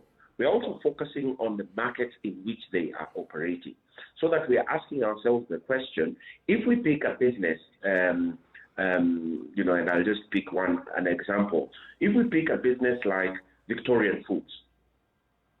Victorian Foods is a fish processing plant, which is based in Turkana, all right? And what they do is they upscale the waste from the fish. So, when the head remains, I know City, this will sound like sacrilege, because in where you come from, the head must not remain. But in other places, but I want you to understand that in other parts of the country, they don't use the head. So they throw it away. It's waste. So they take the head and they take the bones and they convert this into chicken feed, which then they support small-scale poultry farmers in Turkana with.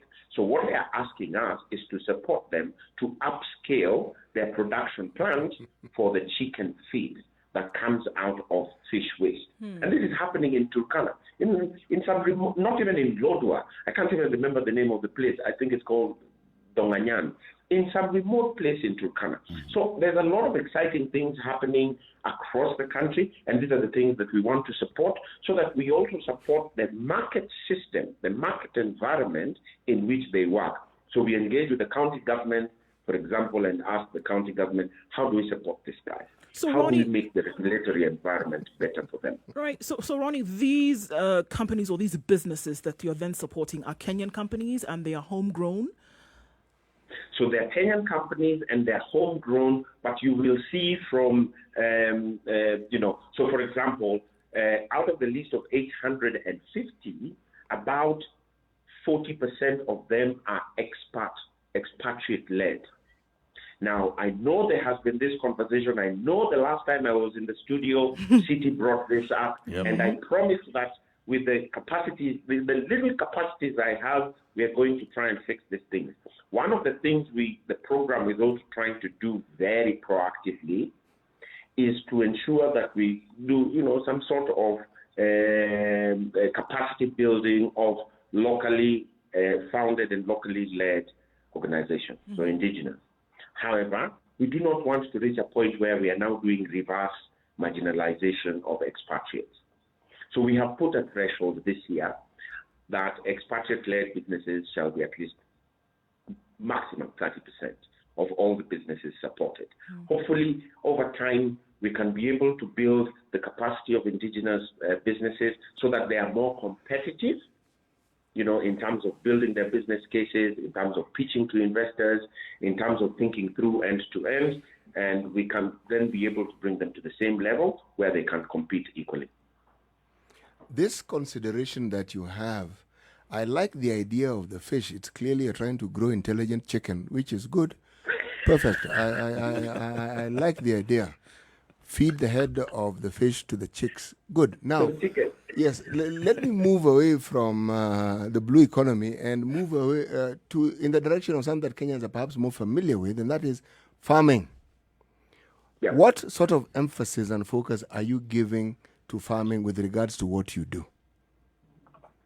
Yes, that's a very good question, CT. So we have, and like I said earlier, our areas of focus are manufacturing, agriculture, and the informal sector. Let's talk a bit about agriculture. Now, our biggest challenge in Kenya today, even with the big players, is that we sell raw produce. We don't emphasize on value addition, and we don't train our farmers to think through the value chain. So one of the emphasis we have in this program is to see how we can support capacity development for farmers, but also for every other player along the value chain or across the value chain. So yes, the emphasis therefore then is on value chain support. So, but also there's, and you will see from the profile of our participants, there's a lot of also digital play. So how do you make farming smarter? How do you make farming more predictable? How do you make it more efficient? By bringing in technology and bringing in digital. So if you think about one of our participants, Miyonga Fresh. Miyonga Fresh is set up by two young Kenyan girls. And they're doing very well. So what they do is they've developed a mobile fruit processing factory, and they're working with farmers across the country. And they've built a, GPS-based digital traceability platform. But that's not the exciting part. The exciting part is they're working with fruit farmers across the country to say, farmers who have, say, a mango farmer, 30% of the mango fruit goes to waste. So, the fruits that have fallen onto the ground, or when they're packaging, the fruits that have been destroyed, they throw this away. They actually literally throw these things away. So what Miyonga Fresh have done is they have come up with mobile factories. So they have built a factory on a 40-foot container, which they have put on a truck, and have 12 of these trucks, which go around collecting this destroyed fruit from farmers, and they create snacks out of the fruit. So they clean the fruit because they say it's really good fruit. It's just that it's defaced, right? And they clean this fruit, they dry it, and they convert them into snacks. And brilliant. It's amazing that, they initially thought that their market was going to be local, and that's actually how they started. But within 1 year, the demand had spiked in Europe. So today, 80% of their produce, of their product, goes to Europe. And they have created over 200 jobs, through this very simple innovation, but that thinks through the value chain. In this value chain, where would warehouse receipt systems fit in? So the warehouse receipting system is extremely important for particularly, I don't know how to call them, but if you look at grain, so some specific categories of produce. So if you look at grain, which requires, I don't know how to call it, which requires regulatory storage, right? Warehouse receipting system becomes a critical play. One, it levels the field between smallholder farmers and large grain farmers. So you give equal footing to the small farmer with his 1 acre of maize in Kitui to the same guy who's running 100 or 200 acres of but it also enables the farmer to actually access credit. And now I was coming to that. Most importantly, that receipt is a commodity which can be exchanged for credit in banks. In fact, the law, the Warehouse Receipting System Act, mandates the banks, it is almost legal tender. The bank cannot reject a receipt in exchange for money. And I think this will be a big game changer, particularly for maize farmers. Indeed. Ronnie Osumba, we want to thank you very much for speaking to us. When is the program supposed to air? Yeah, so the program is airing on Tuesday next week, which is the 1st of September. It will air at 8 p.m. on KTN, I think KTN everything. KTN Home, KTN News and KTN Home, yes. And it's an exciting show. And I want to remind the listeners that this is not your typical business show, where people come, compete. And I know we've watched some on TV where people are given $10,000 in investments in equity. This is more than that. This is a programmatic approach to supporting our businesses so that we can be able to learn the factors that are in play in the market. Yep. We can be able to feed this back into the different authorities, governments, etc., so that we can be able to support the success of all businesses. And each participant, we have 10 finalists who've made it out of the list of 150. We have 5 of them from within Nairobi, but 5 of them are from other parts of the country, Isiolo, Kisii, Homa Bay, Turkana, and such other places, who are going to participate. And each of them will walk away with the top 5. The top 5 will walk away with 14.1 million shillings, which is about 100,000 pounds in grants. Very brilliant initiative, and we look forward to watching that. Ronnie Osumba is the CEO of iGov Africa, and he's also the team leader of the Kenya Catalytic Jobs Fund, speaking to us about innovation and supporting people who are innovating and coming up with solutions that need to go into market and others that need to be scaled up. Asante sana, Ronnie, for speaking to us. And we also want to thank you for watching us on KTN Home. We'll be taking a break on KTN Home. We'll be back again tomorrow morning. We are discussing constitution and constitution making, 10 years of the Constitution of Kenya 2010. In the next hour, if you join us on Spice FM, we will bring back that conversation. So the Constitution created devolution. The Constitution created the office of governor and the office of deputy governor. And now we've been having issues. There have been proposals that the governor and deputy governor slot should always have a ticket that is a zebra ticket. If one is male, the other must be female. There have been those proposals.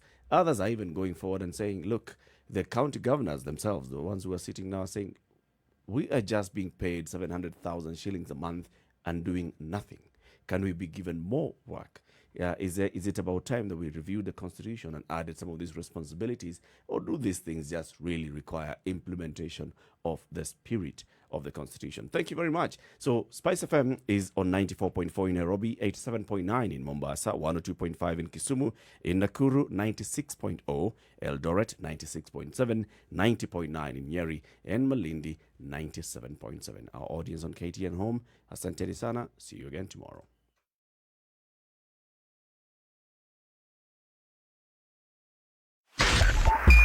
Spice FM, Nyeri.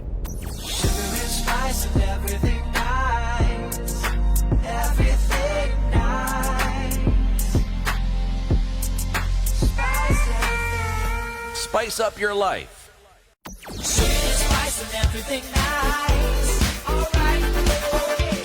Spice FM. Spice up your life. All right, so let's remind you about this portal, the Kenya Ports Authority. The Kenya Ports Authority, as you know, of course, it operates the port of Mombasa. It also operates other ports along the coast. It operates the Kisumu port. It operates the inland container depot. And for you to be able to get your goods through the port, you need to understand some of the things that the port does, the Kenya Ports Authority does. So if you can find all this information through an information portal that was created by the KPA, it is on kpa.co.ke/Captain Cargo, and Captain Cargo is spelled with Kargo. So we've been looking at the various procedures. You know, if you wanted to know how to export goods through the port, how to import goods through the port, also just understanding how a vessel arrives to the port and how a vessel is handled within the port. Right, so today we'll be looking at that documentation that is necessary for export, and there are quite a number of them. We've gotten to the point whereby then your cargo has been loaded and it's on its way out of the country, and certain position slips that you do need. We're going to keep looking at those and come back and look at the last three that then you would be given, because at this point you already have your export declaration, you've made your payments at KRA, and those receipts and documentation are given to you, which you then present, and other partner agencies then give that to the relevant authority for you to go through. So cargo's loaded and you're on your way basically, and then there is also documentation that needs to be sent to the receiving authorities, and we'll give you those last bits of information today. And you can find all this information on kpa.co.ke/Captain KARGO. As we come to the top of the hour, let CT Muga remind us of today's proverb. Yes, however much the buttocks are in a hurry, they always remain behind. It's like a permanent and pensionable position. So where is this proverb from anyway? I looked Who are for these people who are thinking? Let me explain to you something that I've discovered even as I have been searching far and wide for these proverbs. They are proverbs that are considered to be African proverbs in the sense of the word, that there are many African equivalents. All right? So they will tell you it is an African proverb. And you look further and trying to determine, okay, which part of Africa, it very rarely tells you that. So this falls under the category of an African proverb. Though, when I looked at this particular, because it interested me. It had many permeations. There were indications that the whispers of it were first heard in Cameroon. Yes. But it's fallen into the category of an African proverb. Okay. So it's one of those. It's one of those. All right. If you can think of any equivalent in any Kenyan language or even in Swahili, please let us know. Tweet us at SpiceFMKE. Again, this proverb, I'm unable to can. However much. Okay, the buttocks are in a hurry, they will always remain behind. The buttocks cannot be divorced from the body. Let's start there, right? So the issue of the buttocks and the movement involves the movement of the body.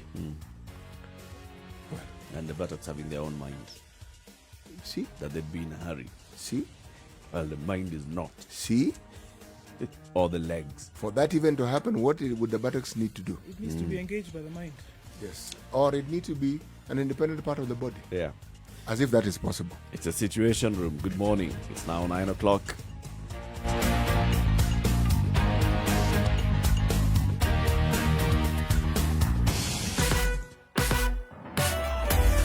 Sugar and spice and everything I spice it. Spice up your life. Okay, so it's Traffic. moving quite smoothly on Thika Road. Just before you get to Mathare is where you'll see a hold up, because then now you're connecting with the Muthaiga overpass, the Pangani underpass, and everybody's trying to move out towards the CBD. So then you see a little bit of a clog up, but not too bad, guys. Traffic generally today has not been too terrible. Unfortunately, we had too many accidents today, and one was too many. Coming off Mombasa Road also is not as crazy. Inbound, yesterday we saw quite some traffic. That is because of road works happening, and they continue by KPLC today. So inbound on Mombasa Road, we're going to see a bit of a hold up because of those road works that are continuing and digging up of wires, I don't know, by the Kenya Power. But that will be sorted out without a problem soon, I'm sure. Apart from that, it's looking good. We'll take a look in about half hour or so and see if there will be any clog ups. Be sure to let you know, but safe driving as you approach where you're going. Spice of MKE. That's how you can reach us on Twitter.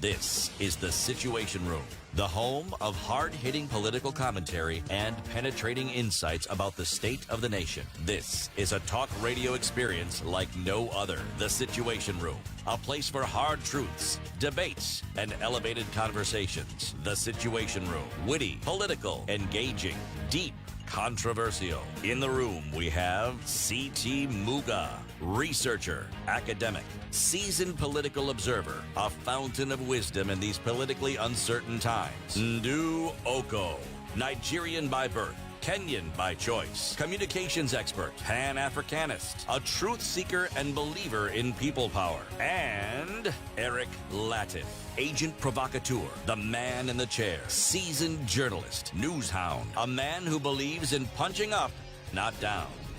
This is the Situation Room.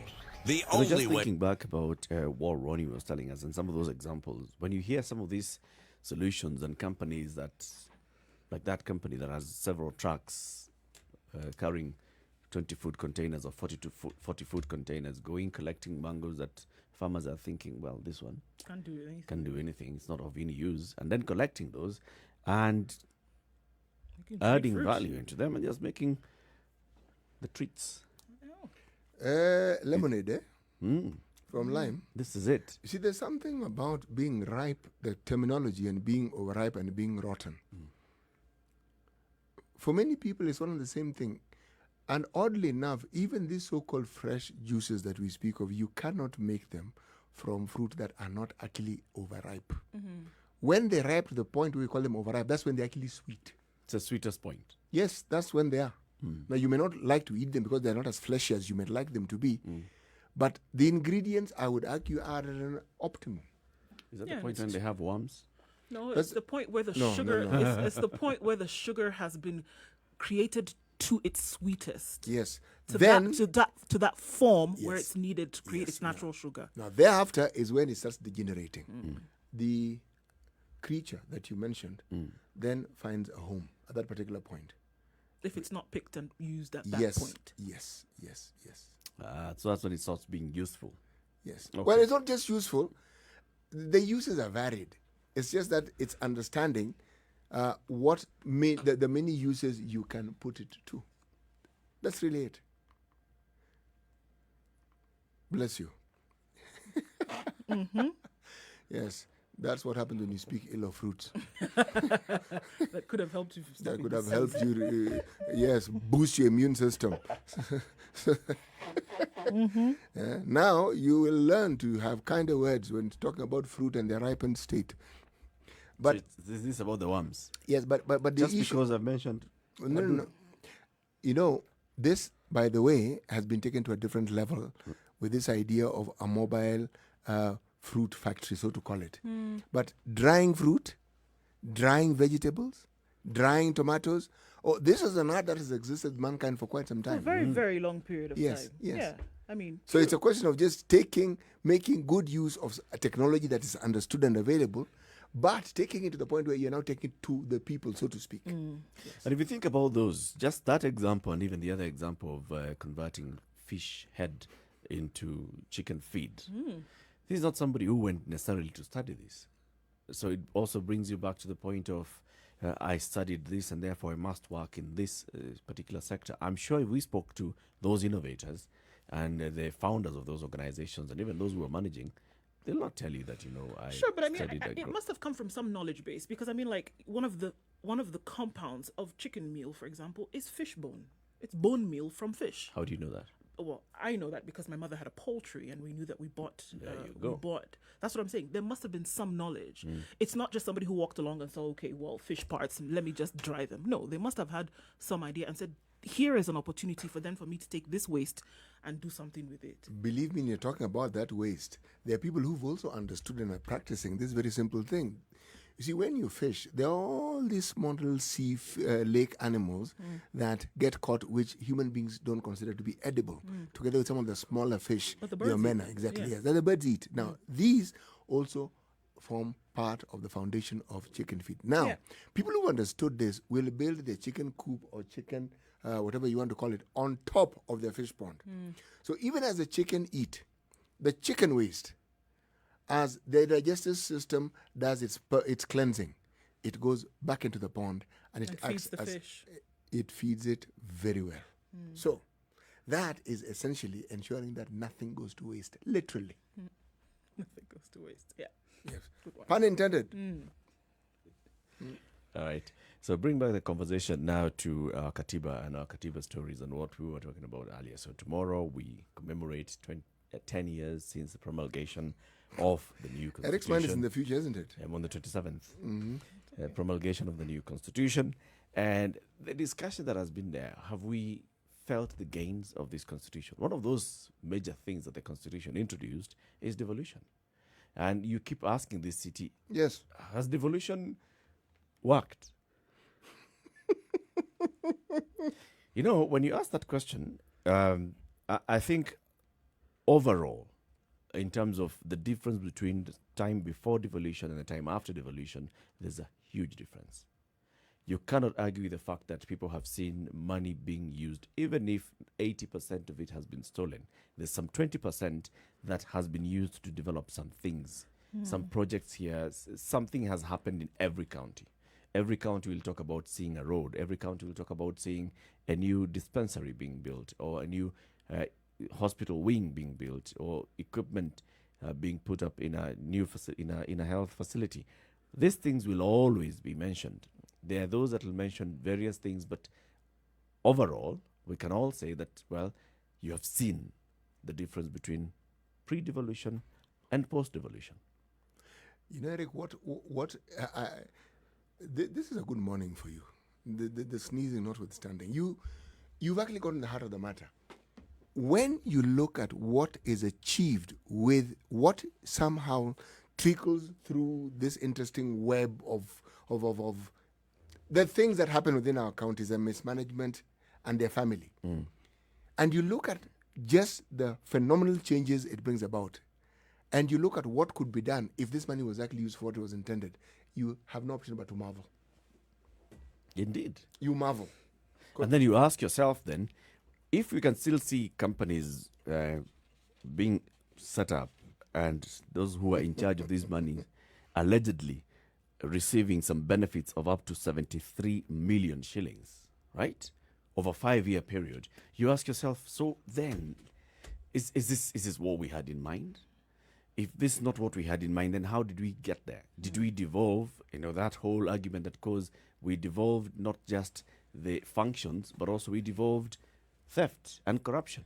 And it's happening all the way down. Yes, it is. And there are people who are still arguing that, no, national government was working better because there's Before better checks devolution. and balances. Yeah, before devolution. Arguments for and against. We have seen also deputy governors, for example, coming up recently and saying, devolution is working. We've been elected by the people as deputy governors to assist the governor who's in office. But then, do we have a role? What do we do? 8 to 5 on a daily basis. At the end of the month, we are receiving benefit in terms of an emolument from the people of Kenya. Have we really worked to serve the people of Kenya? And what does the Constitution say? You assist. This is the beauty of this Constitution. Man, it even gives you the ABC of what you should do. And also what you shouldn't do. What you shouldn't do. So here, in that realm, there's really very little room for excuses. Or, this didn't happen. You didn't and that's know. No. You do know. So if you don't do it, then it's deliberate.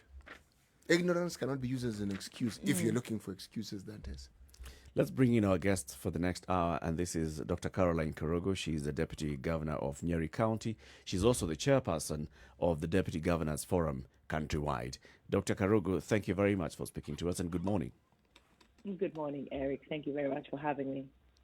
Unfortunately, you're there, we're here, so no coffee for us today. No, too bad today. No coffee for you. Thanks to COVID. It's COVID. Anyway. However, I can always send somebody. If you have run out of coffee, do let me know. I can always send some coffee your way. It's an Uber. It's an Uber away. When you get it, you sanitize it and drink it. City, please. Where there's a will, there's a way. Yes. This is where we inform you that this very subject of our gratitude knows no bounds. Thank you very much. And we've just been talking about innovation. You have just introduced a very interesting aspect of innovation. How coffee can be teletransported. Thank you. You're right. I think I listened to the very tail end of that conversation about, I think, is it the futures exchange, the commodities exchange, and prospects for our farmers. And I think it's a wonderful conversation. It's still hugely elitist. And I was listening to, is it Osumba? Yeah, that's his name, right? Yep. And I was thinking that conversation needs to be devolved and simplified, so our farmers begin to see the benefits of commoditizing their harvest, or even the opportunities that commodities exchange and futures present to our farmers. It's a complicated conversation. I used to work in the stock exchange for many years, and I can tell you a lot of people don't like to discuss that high finance. So the more we can simplify it, that it's palatable to the farmers, the better it is. But it's a wonderful initiative. I listen to that. I guess it can be simplified the same way. I mean, you find when IPOs are announced, people go and buy shares. And they expect returns. And that's all. However it's traded into the back end is not really my concern. Just tell me, how much are these shares going for? 9 bob. And then I'll own Safaricom? Yes, that's it. That's all they're interested in. Yes, and sometimes it's not usually a very good conversation because people are told if you buy shares today in an IPO, you trade 2 days, your shares will triple. Now, what happens is that a lot of people will line up and just with that little knowledge, and they'll not be exposed to the larger dynamics of security trading, and usually the heartaches are quite deep. I know people who went for loans to get into the Safaricom IPO, and they were very disappointed. So anyway, it needs to be simplified, and it needs to also be a very honest conversation that's had, with the farmers. Yeah. The Doctor of Finance, are you seeing the opportunity for yourself here? Okay, anyway, let's talk about that should have been the conversation you called me for. Yes. Let's talk about devolution. And in fact, this also still falls straight into that because this is a law that has been enacted. The national government has come up with a policy. The stakeholders have been involved. Who is it that has direct engagement with the people? And this will also come into the county governments and how county governments can ensure that their farmers, their electorate, because the farmers are in the electorate, are able to use the warehouse receipting system to their benefit. Right. So county governments would have to play a huge, huge role in this. But let's talk about now devolution and the Constitution. We'll be celebrating 10 years of our Constitution tomorrow. You're serving your first term as a deputy governor, and your experience so far can also help us to really get into understanding how devolution is working. I asked the question to C.T. Muga, has devolution worked? And he looked down. I'm curious to hear what he had to say. He did not answer. He was waiting for you. Muga is a researcher, and he will tell you 10 years is a good period within which to analyze whatever phenomena you want to analyze. And it's a good time that we're having this conversation of, is it working? Is it not working? Perhaps what is working? What hasn't worked? What has kind of worked? What needs to be tweaked here and there? And I have my own thoughts about a few issues.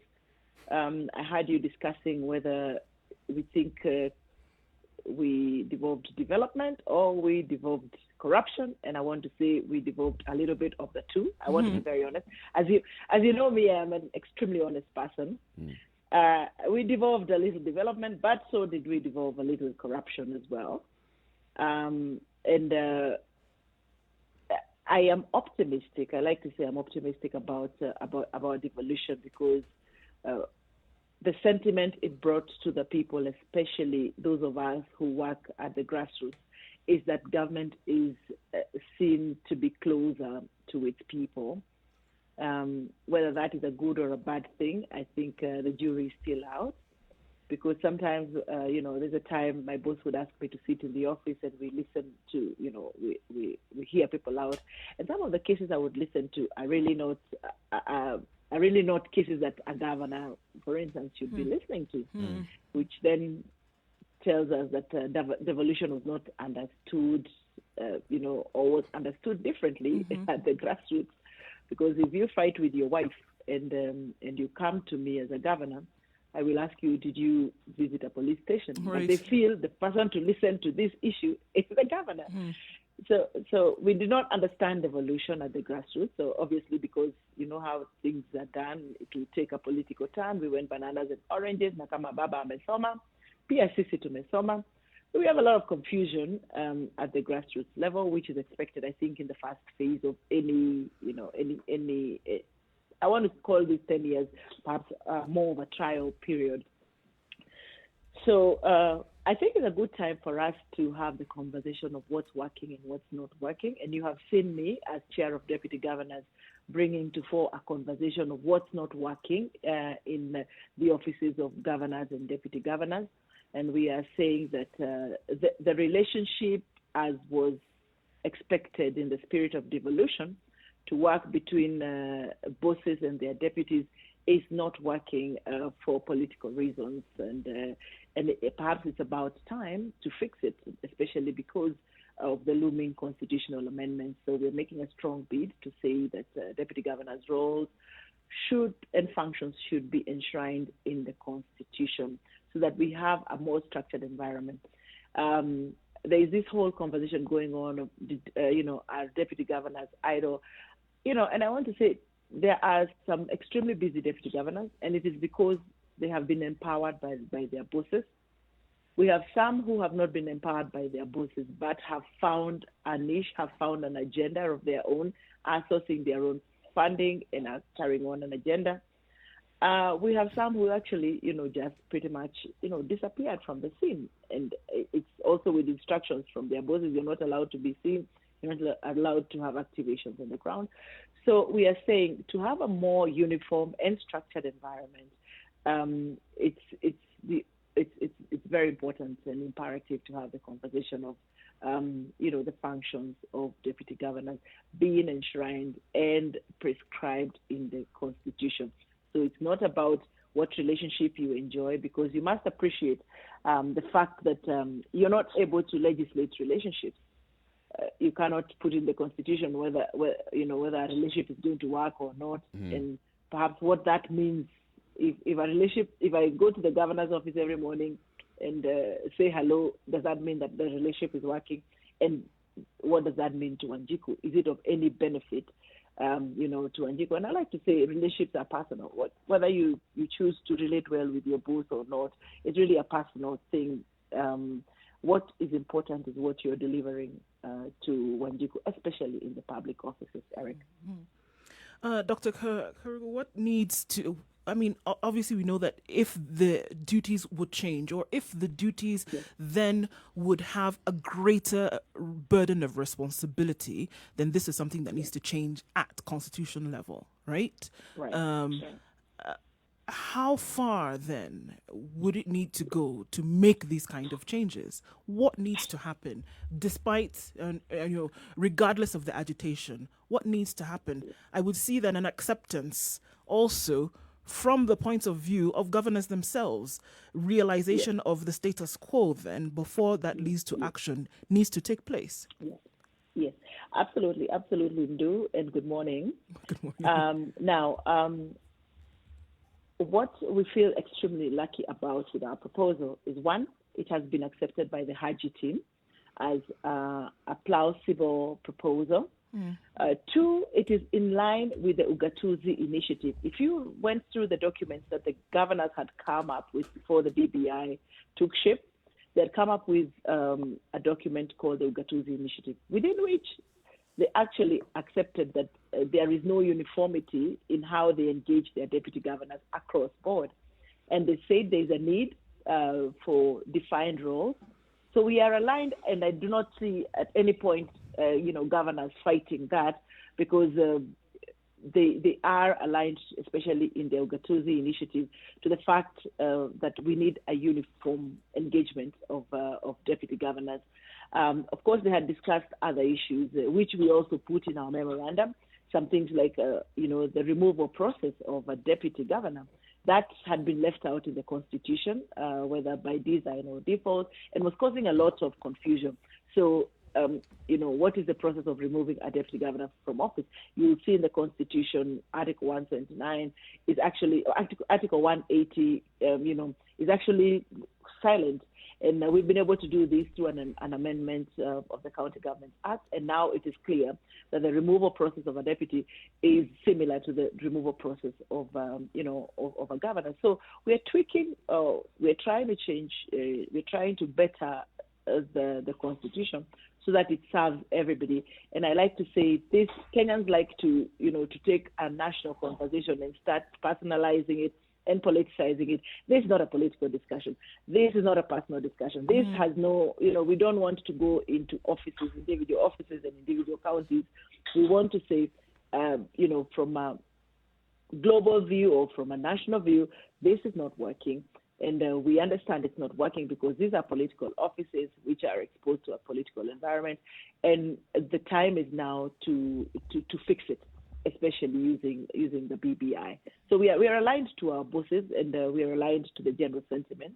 There could be a little politics coming in from here and there, but it's really myopia. I do not see a reason why this should not pass through the BBI.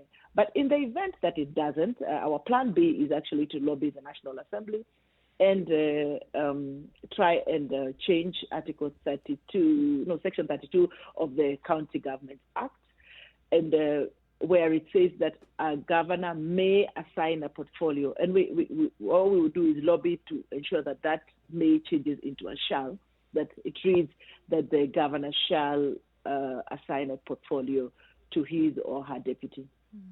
Dr. Ari, thank you. Yes. Let me ask, there are actually three questions I want to ask you, so I'll begin with the first one. Yes. The first one is this. I have liked your approach to this matter and the consistency and the energy you've brought into the discussion. But let me ask, are we having this discussion because you're a deputy, and would you have the same discussion if you're the governor? Can I answer? Absolutely, yes. In fact, I was arguing. Yesterday. I was in yet another channel, and I was saying this is not something that we are doing as deputy governors, thinking that we'll be deputy governors for life. This is for posterity. It is an issue we have seen will continue ailing these counties, from now until kingdom come. If I was governor, I would want a very useful deputy governor. In fact, I would make sure that my deputy governor is so empowered to run with the county so that I free my time to run with the politics. That doesn't quite happen, in that sense today, Muga. So it's a conversation I would happily embrace, whether I am governor or deputy governor, to ensure that everybody is contributing to my vision if I was governor, or to the will of the people and the reason why you're sworn into office. Muga, when we are sworn into office, we swear to serve the people. We do not swear to serve an individual, So it's important that if you're sworn into office to serve your people, you're seen to be, not even seen to be serving, you actually have, you can have a scorecard and say, while I was in office, I served under this docket, and these are the things I was able to do with your exchequer money out of my own effort.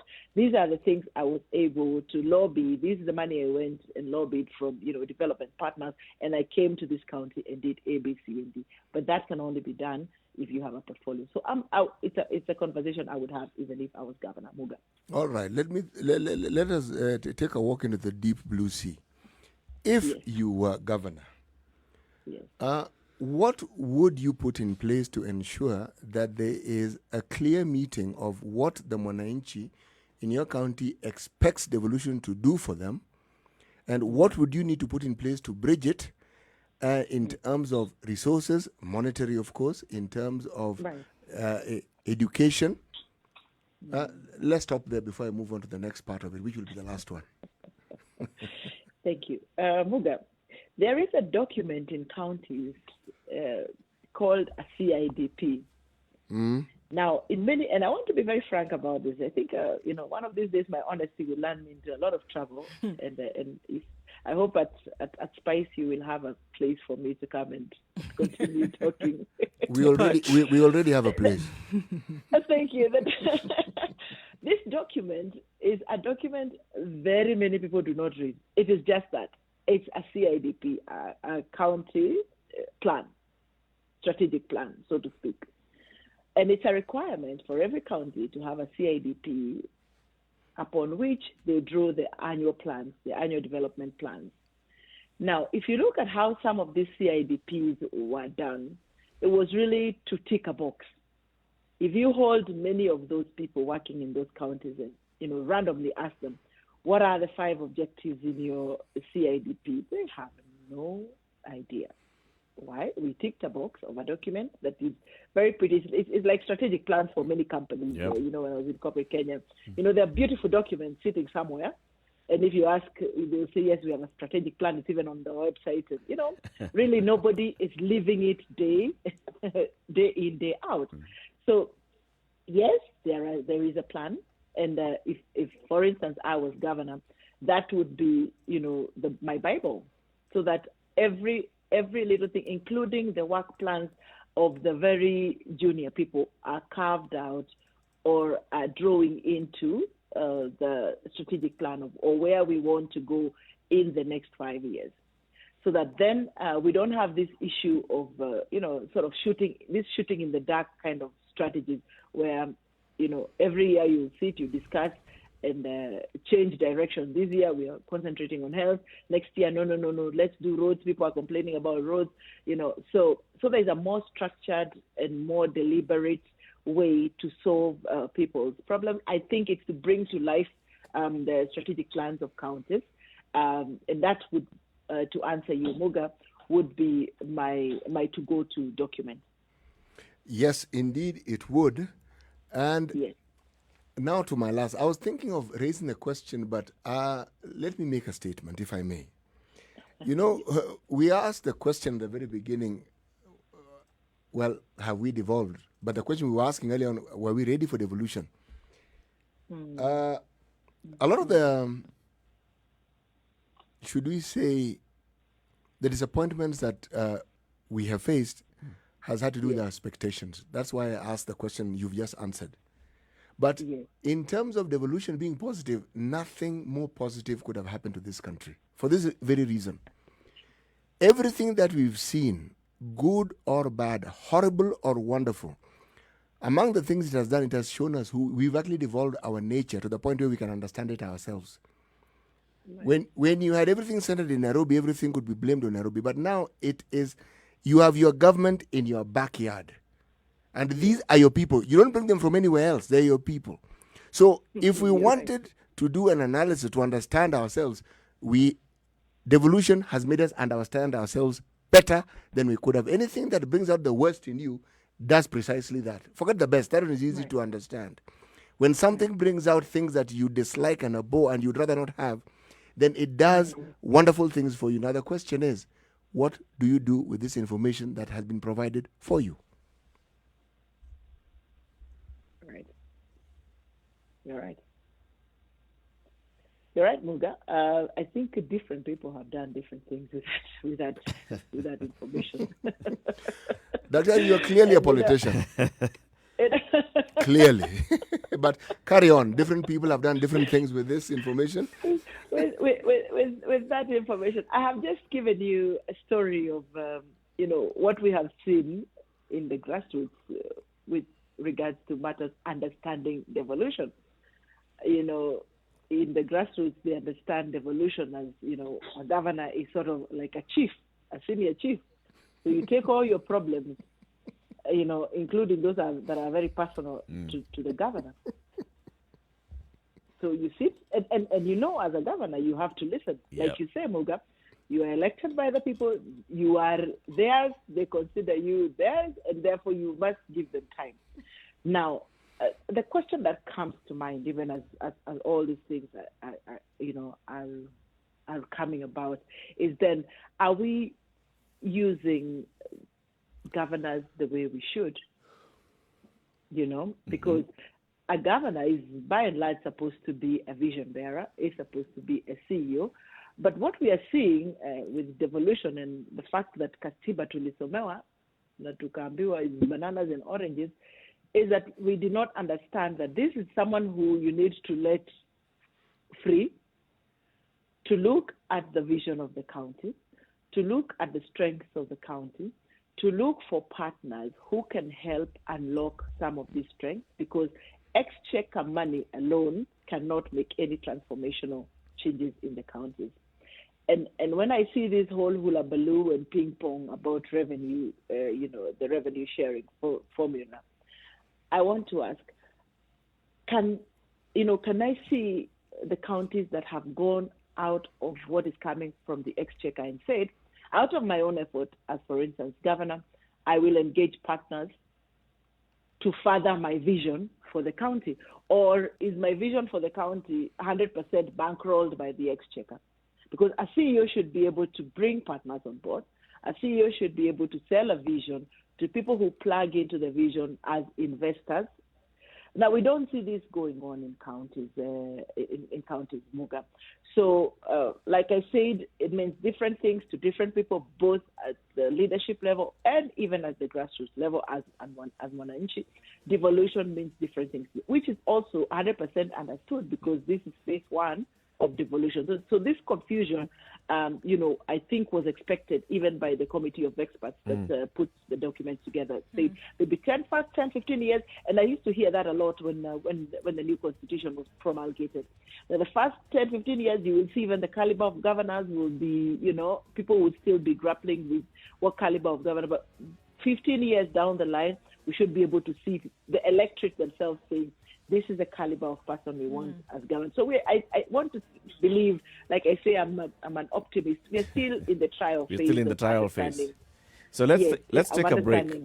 Let's take a break, Dr. Karuga. And when you come back now, we will actually now ask the question whether then we should allow ourselves to fully learn from the lessons that we are seeing of this constitution, or we should assume that we are learning and start changing before we even completely learn what we are seeing. So even all those proposals that you have, amending the constitution so that we give more powers to the deputy governor, maybe this can happen. And actually you're saying it's also possible that this can happen by just amending the County Government Act. Why then do we need to have a conversation about amending the constitution if we are told ourselves that we are going to have about 10, 15 years of just learning and internalizing and getting to understand that a governor is not a chief, but a governor is a chief executive? Let's take a break at 26 minutes to 10 o'clock. It's a Situation Room, Kenya's biggest conversation. Speaking with the Njeri Deputy Governor, Dr. Caroline Karogo. She is also the chairperson of the National Deputy Governors Forum. We'll be back shortly.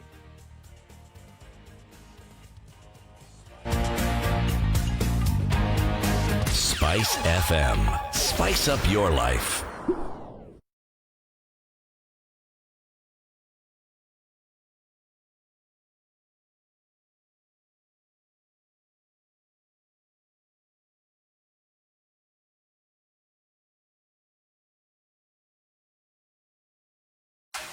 The All right, weather at 17 with degrees Nairobi, partly cloudy conditions now, shedding that overcast situation from before.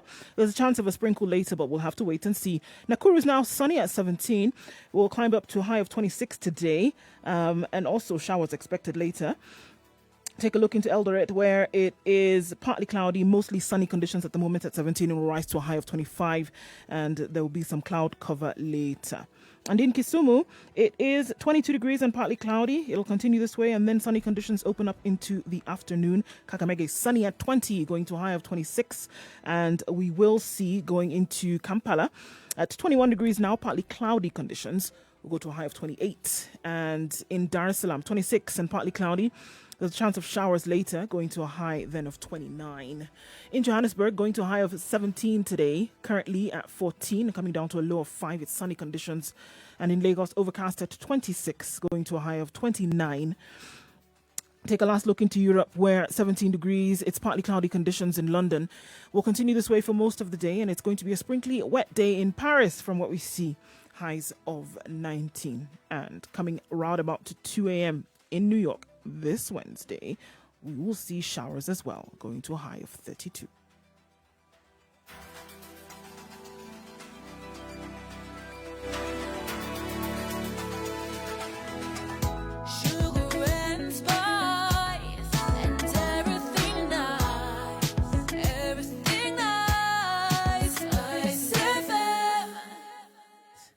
What does it look like now? A little bit better. Traffic in most parts of the city has dissipated. We don't have much drama. Outskirts, though, of the city still building up. Inbound on Mombasa Road does look good. We don't have that problem, but we know that the road works by KPLC continue and that part. It's moving very well on Thika Road. Don't have much problems. I think people have behaved after the early morning accidents that we saw. Nope. So it looks good, guys. Unless something does shout out, let us know. Spice FM KE. But for now, I think you've either gotten where you're going or you won't have much trouble doing so.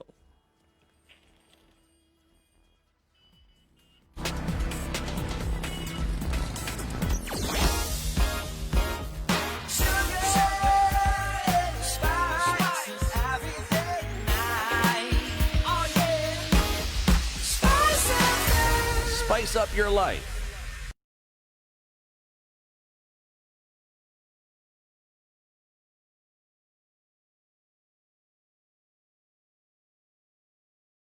Mature, intelligent talk every morning. Spice up yourself. The conversation continues right here on Spice FM.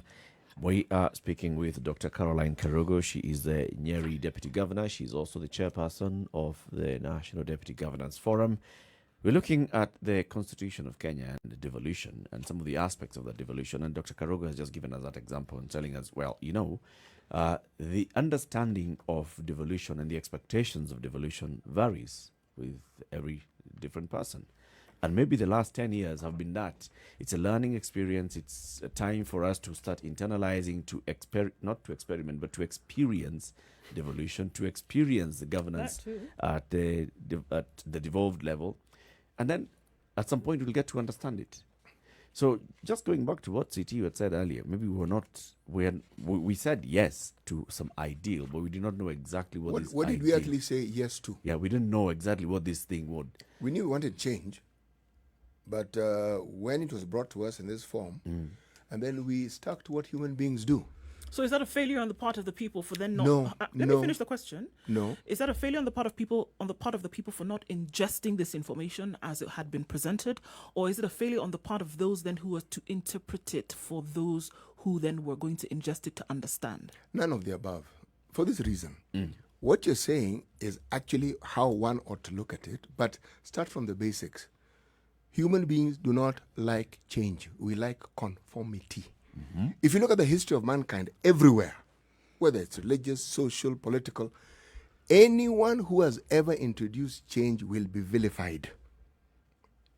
The people who got jailed in this country for fighting for independence, fighting for land, the outcome of their lives are clear. Many people died, some were imprisoned. That's why you have the Kapenguria 6. Whenever a new idea is introduced, even in religion, think of the religious leaders that you can think of, any. Change. The one thing they have in common is they are introducing change.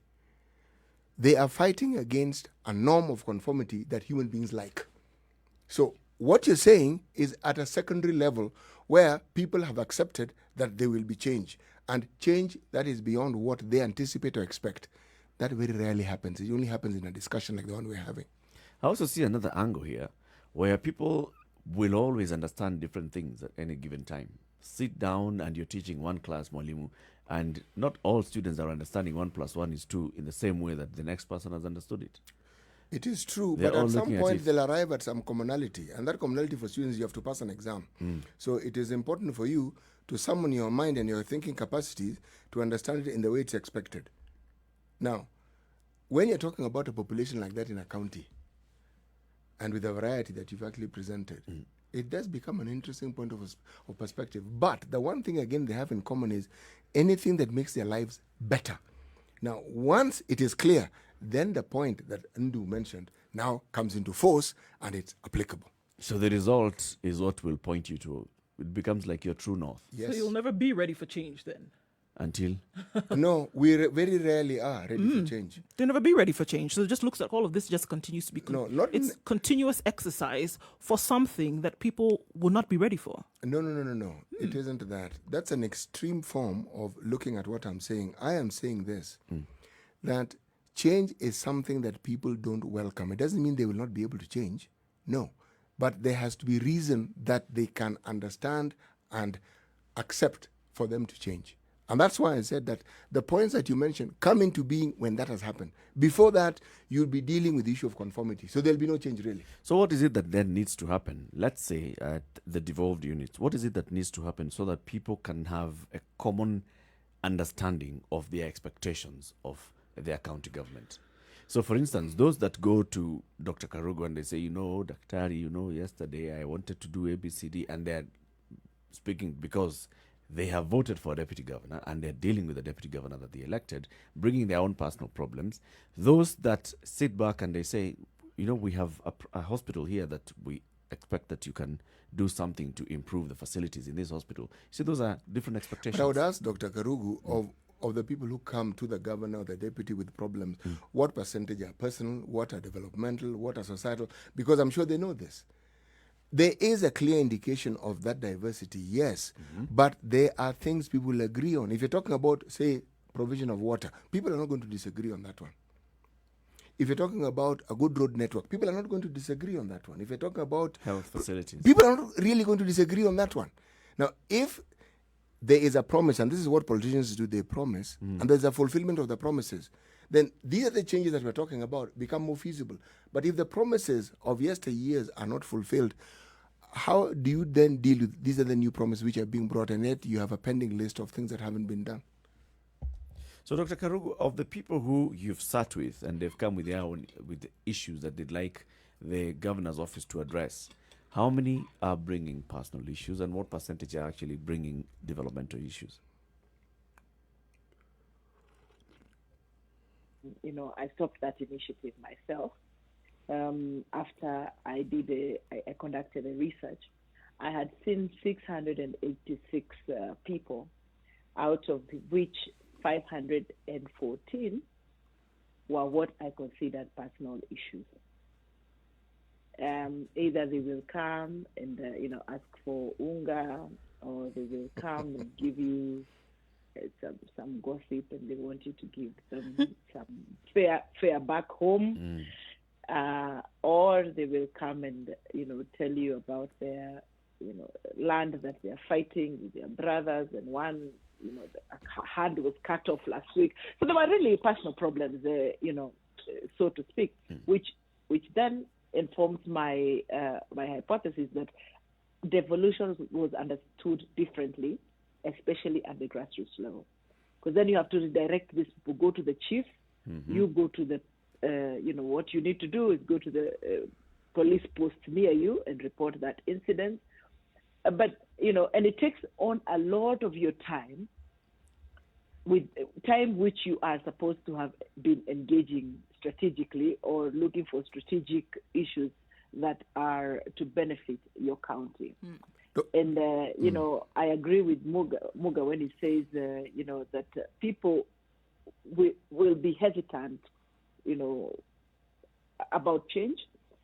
It doesn't mean that eventually they will not change. They will, but the number one, the defense mechanism is no. That change is not good. It's not good for us, and we will see it. I mean, we are now talking BBI. Number one, the first thing that will happen with BBI, if you haven't already seen it happening, is that it's going to take a political dimension. The minute it takes a political dimension, so BBI is about so and so and so and so, and not about so and so. So those ones who are aligned to so and so will not, even if it is a good document, will say, no, this document, we see there are some sinister motives, in it. So that lays the foundation of the confusion, and that confusion now is devolved from a national platform or from these personalities who usually will be national figures to now the person in Gangarivi in Njeri, because they will ask, I am inclined to personality A and not personality B. Personality A says that BBI is good. Personality B says that BBI is bad. So we will see that continuing. But then, yes, it comes to the issue, back to a similar issue to what you were raising earlier when you were talking about the commodity warehousing. Yes, it's about the understanding, and then whose responsibility is it to ensure that there is deeper and better understanding of civic awareness, civic education? When you're sitting as a county executive and expecting people to come and hoping that they have understood what they should be bringing to you, do you feel a responsibility as the executive to actually shape the conversation and take that conversation to the people so that then they're responding to what you've already owned as their conversation? If you leave it to politicians, it will go how it has gone. And I think we have a good case study already. I think that civil society needs to pull up its socks. I think you, as members of the Fourth Estate, need to also be non-partisan and also be able to bring out these issues as they are.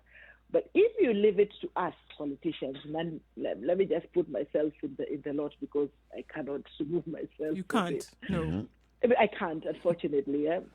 We will not have honest conversations.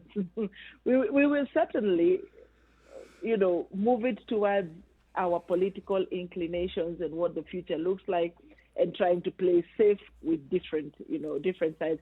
But I think there needs to be a serious conversation around civil society, around the Fourth Estate, where then you bring out these issues and help drive conversation and sentiment towards the right direction. The truth is, it's been left historically to politicians, and politicians will clamor for that space. Yeah.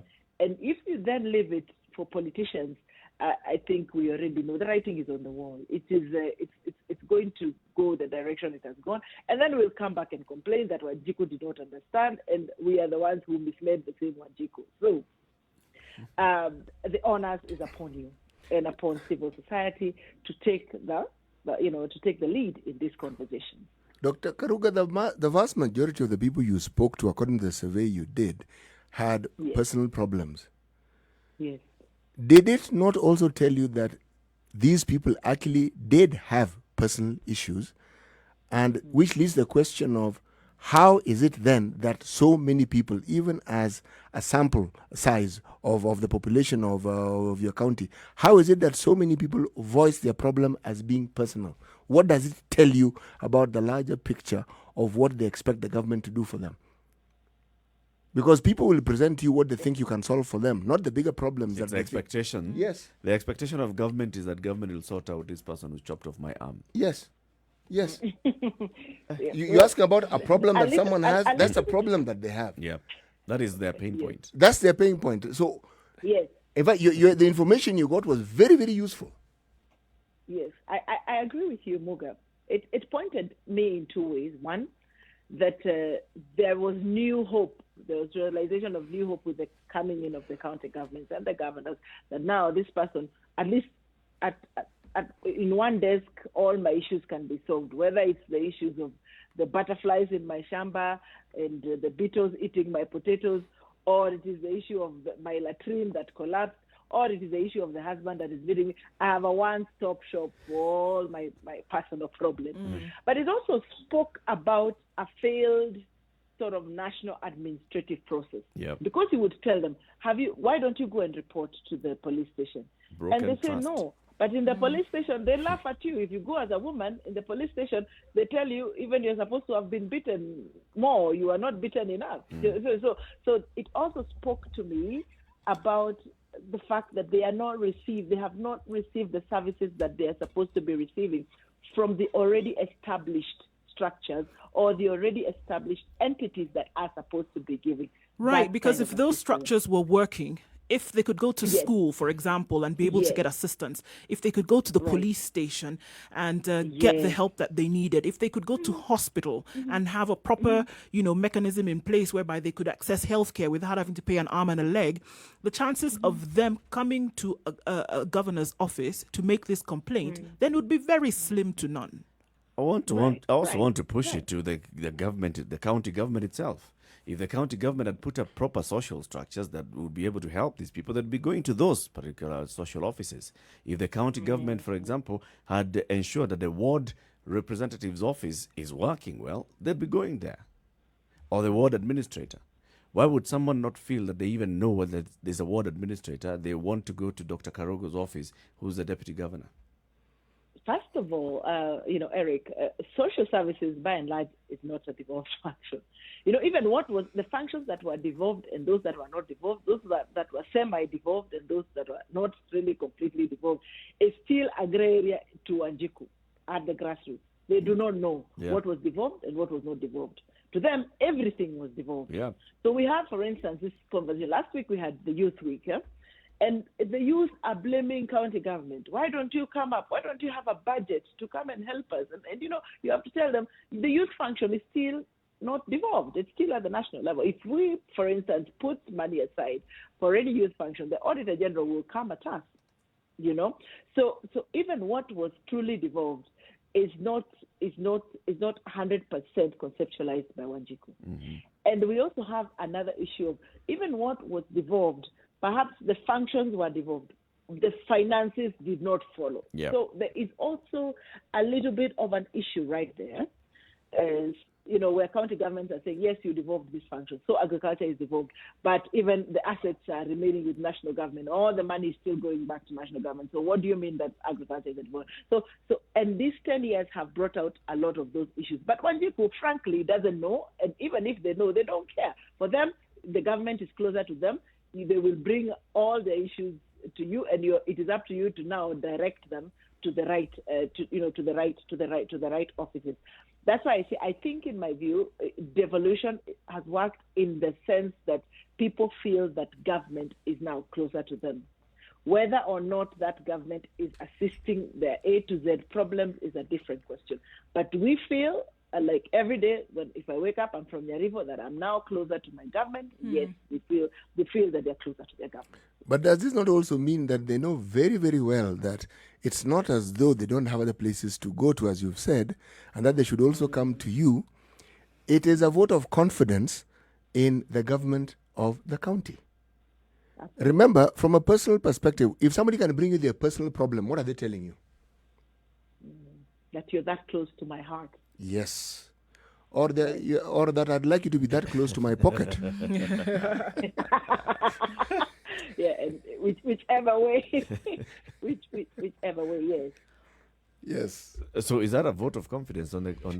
It is a vote of confidence, because if you are seeing a vote of confidence on the government or the vote of confidence in the personalities leading the government. What I see is that the personalities and the individuals are telling us how they view you.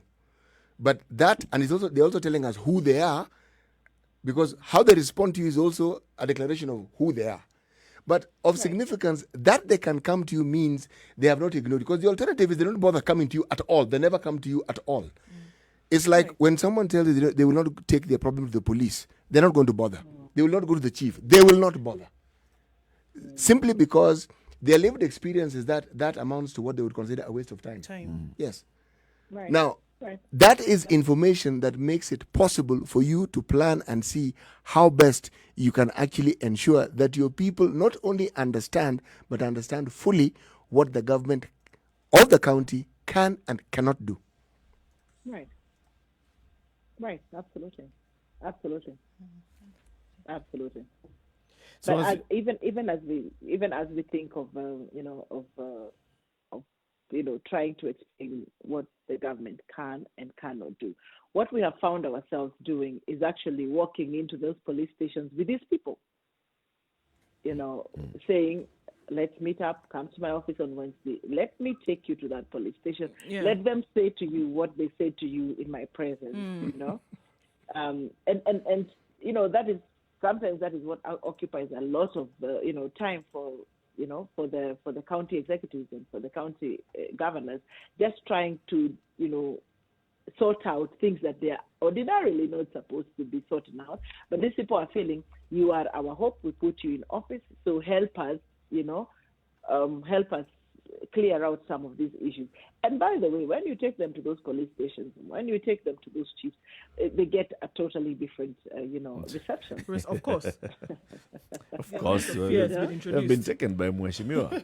That will happen. Yes, As we conclude this conversation, Dr. Carol, is there proper justification to discuss amending the Constitution after 10 years? Absolutely, yes. Absolutely, yes. A resounding yes for me. It's like I said, it's 10 years in. That's enough time for all of us to see what has worked, what has not worked. And it's about time to now bring to fore the conversations that we are currently hearing, conversations, gender, for instance, conversations, deputy governor, conversations, inclusivity, conversations, especially resources and ring fencing resources for what is truly important, to Wanjiku. I think we have had a good time to, an enough time, not even a good time, but an enough time to understand what is working. And there is no better time than now to try and change what is not, or amend what is not working. Because I think I'm still a believer, like Muga devolution was a fantastic idea. We still have a very good document for a constitution, but for the places that is not prescriptive, for instance, the issues of deputy governors, for the places that it's not prescriptive, for instance, the issue of the 2/3 gender rule, we need to make it more prescriptive so that we do not leave these conversations to individuals who are exposed to political environments and political innuendos to then drive an important function, for instance, gender parity or the roles of deputy governors. Okay. So it's a good time for us to be having this discussion. And yes, we need to amend what is not working. The earlier we do it, the better, so we don't continue also, for instance, wasting funds on functions that are not working, or, we don't continue working, because I don't think we are working optimally with the Constitution as it is now. Yeah. A lot more, can be done. Thank you very much, Dr. Caroline Karogo, Njeri Deputy Governor, Chair of the National Deputy Governors Forum. We'll host you again soon, and we expect our coffee. The address. Thank you very much. You will enjoy your Dead and Kimathi. Thank you. Anytime now. Thank you. All right, guys. Thank you very much. Cheers. Let's remind you of the KPA portal, kpa.co.ke/Captain KARGO. We're looking at the documentation that you need. Right, so documentation that you need for export. So we're at the tail end of things now. And you get what your port charges would be. And this is a pre-advice slip that you get from KRA. Then you're issued with a position slip. And your position slip basically means that you've been cleared of all your and everything that you need to do as your cargo now is leaving. So your truck comes in, picks up the stuff after it's gone through a scan. And then you get your cargo offloaded and onto the vessel. And it's loaded onto the ship. And the ship sails from the port. All of this made possible because you have your documentation for export, and it's all hunky-dory. Oh, brilliant. kpa.co.ke/Captain KARGO. Coming to the end of the show, today's proverb. CT Muga. However much the buttocks are in a hurry, they will always remain behind. There are certain things you cannot divorce yourself from. Much as you may not like the pace at which they move, much as you may prefer to take a different path, unfortunately, you have to come to a consensus and move with this particular body that you form part of. Okay. Again, extend the meaning as broadly as you see fit. You elected that governor, you're stuck with it. Yep. You made your bed, Lie in it. lie in it. Yes. Thank you very much for tuning in to the Situation Room. Join us again tomorrow. We'll be speaking to Professor PLO Lumumba. We'll be speaking to Martha Karua and others as we commemorate 10 years of the Constitution. Say goodbye, Nduh. Goodbye. Have a good day. We'll talk again tomorrow. Okay. Good morning. It's 10 o'clock.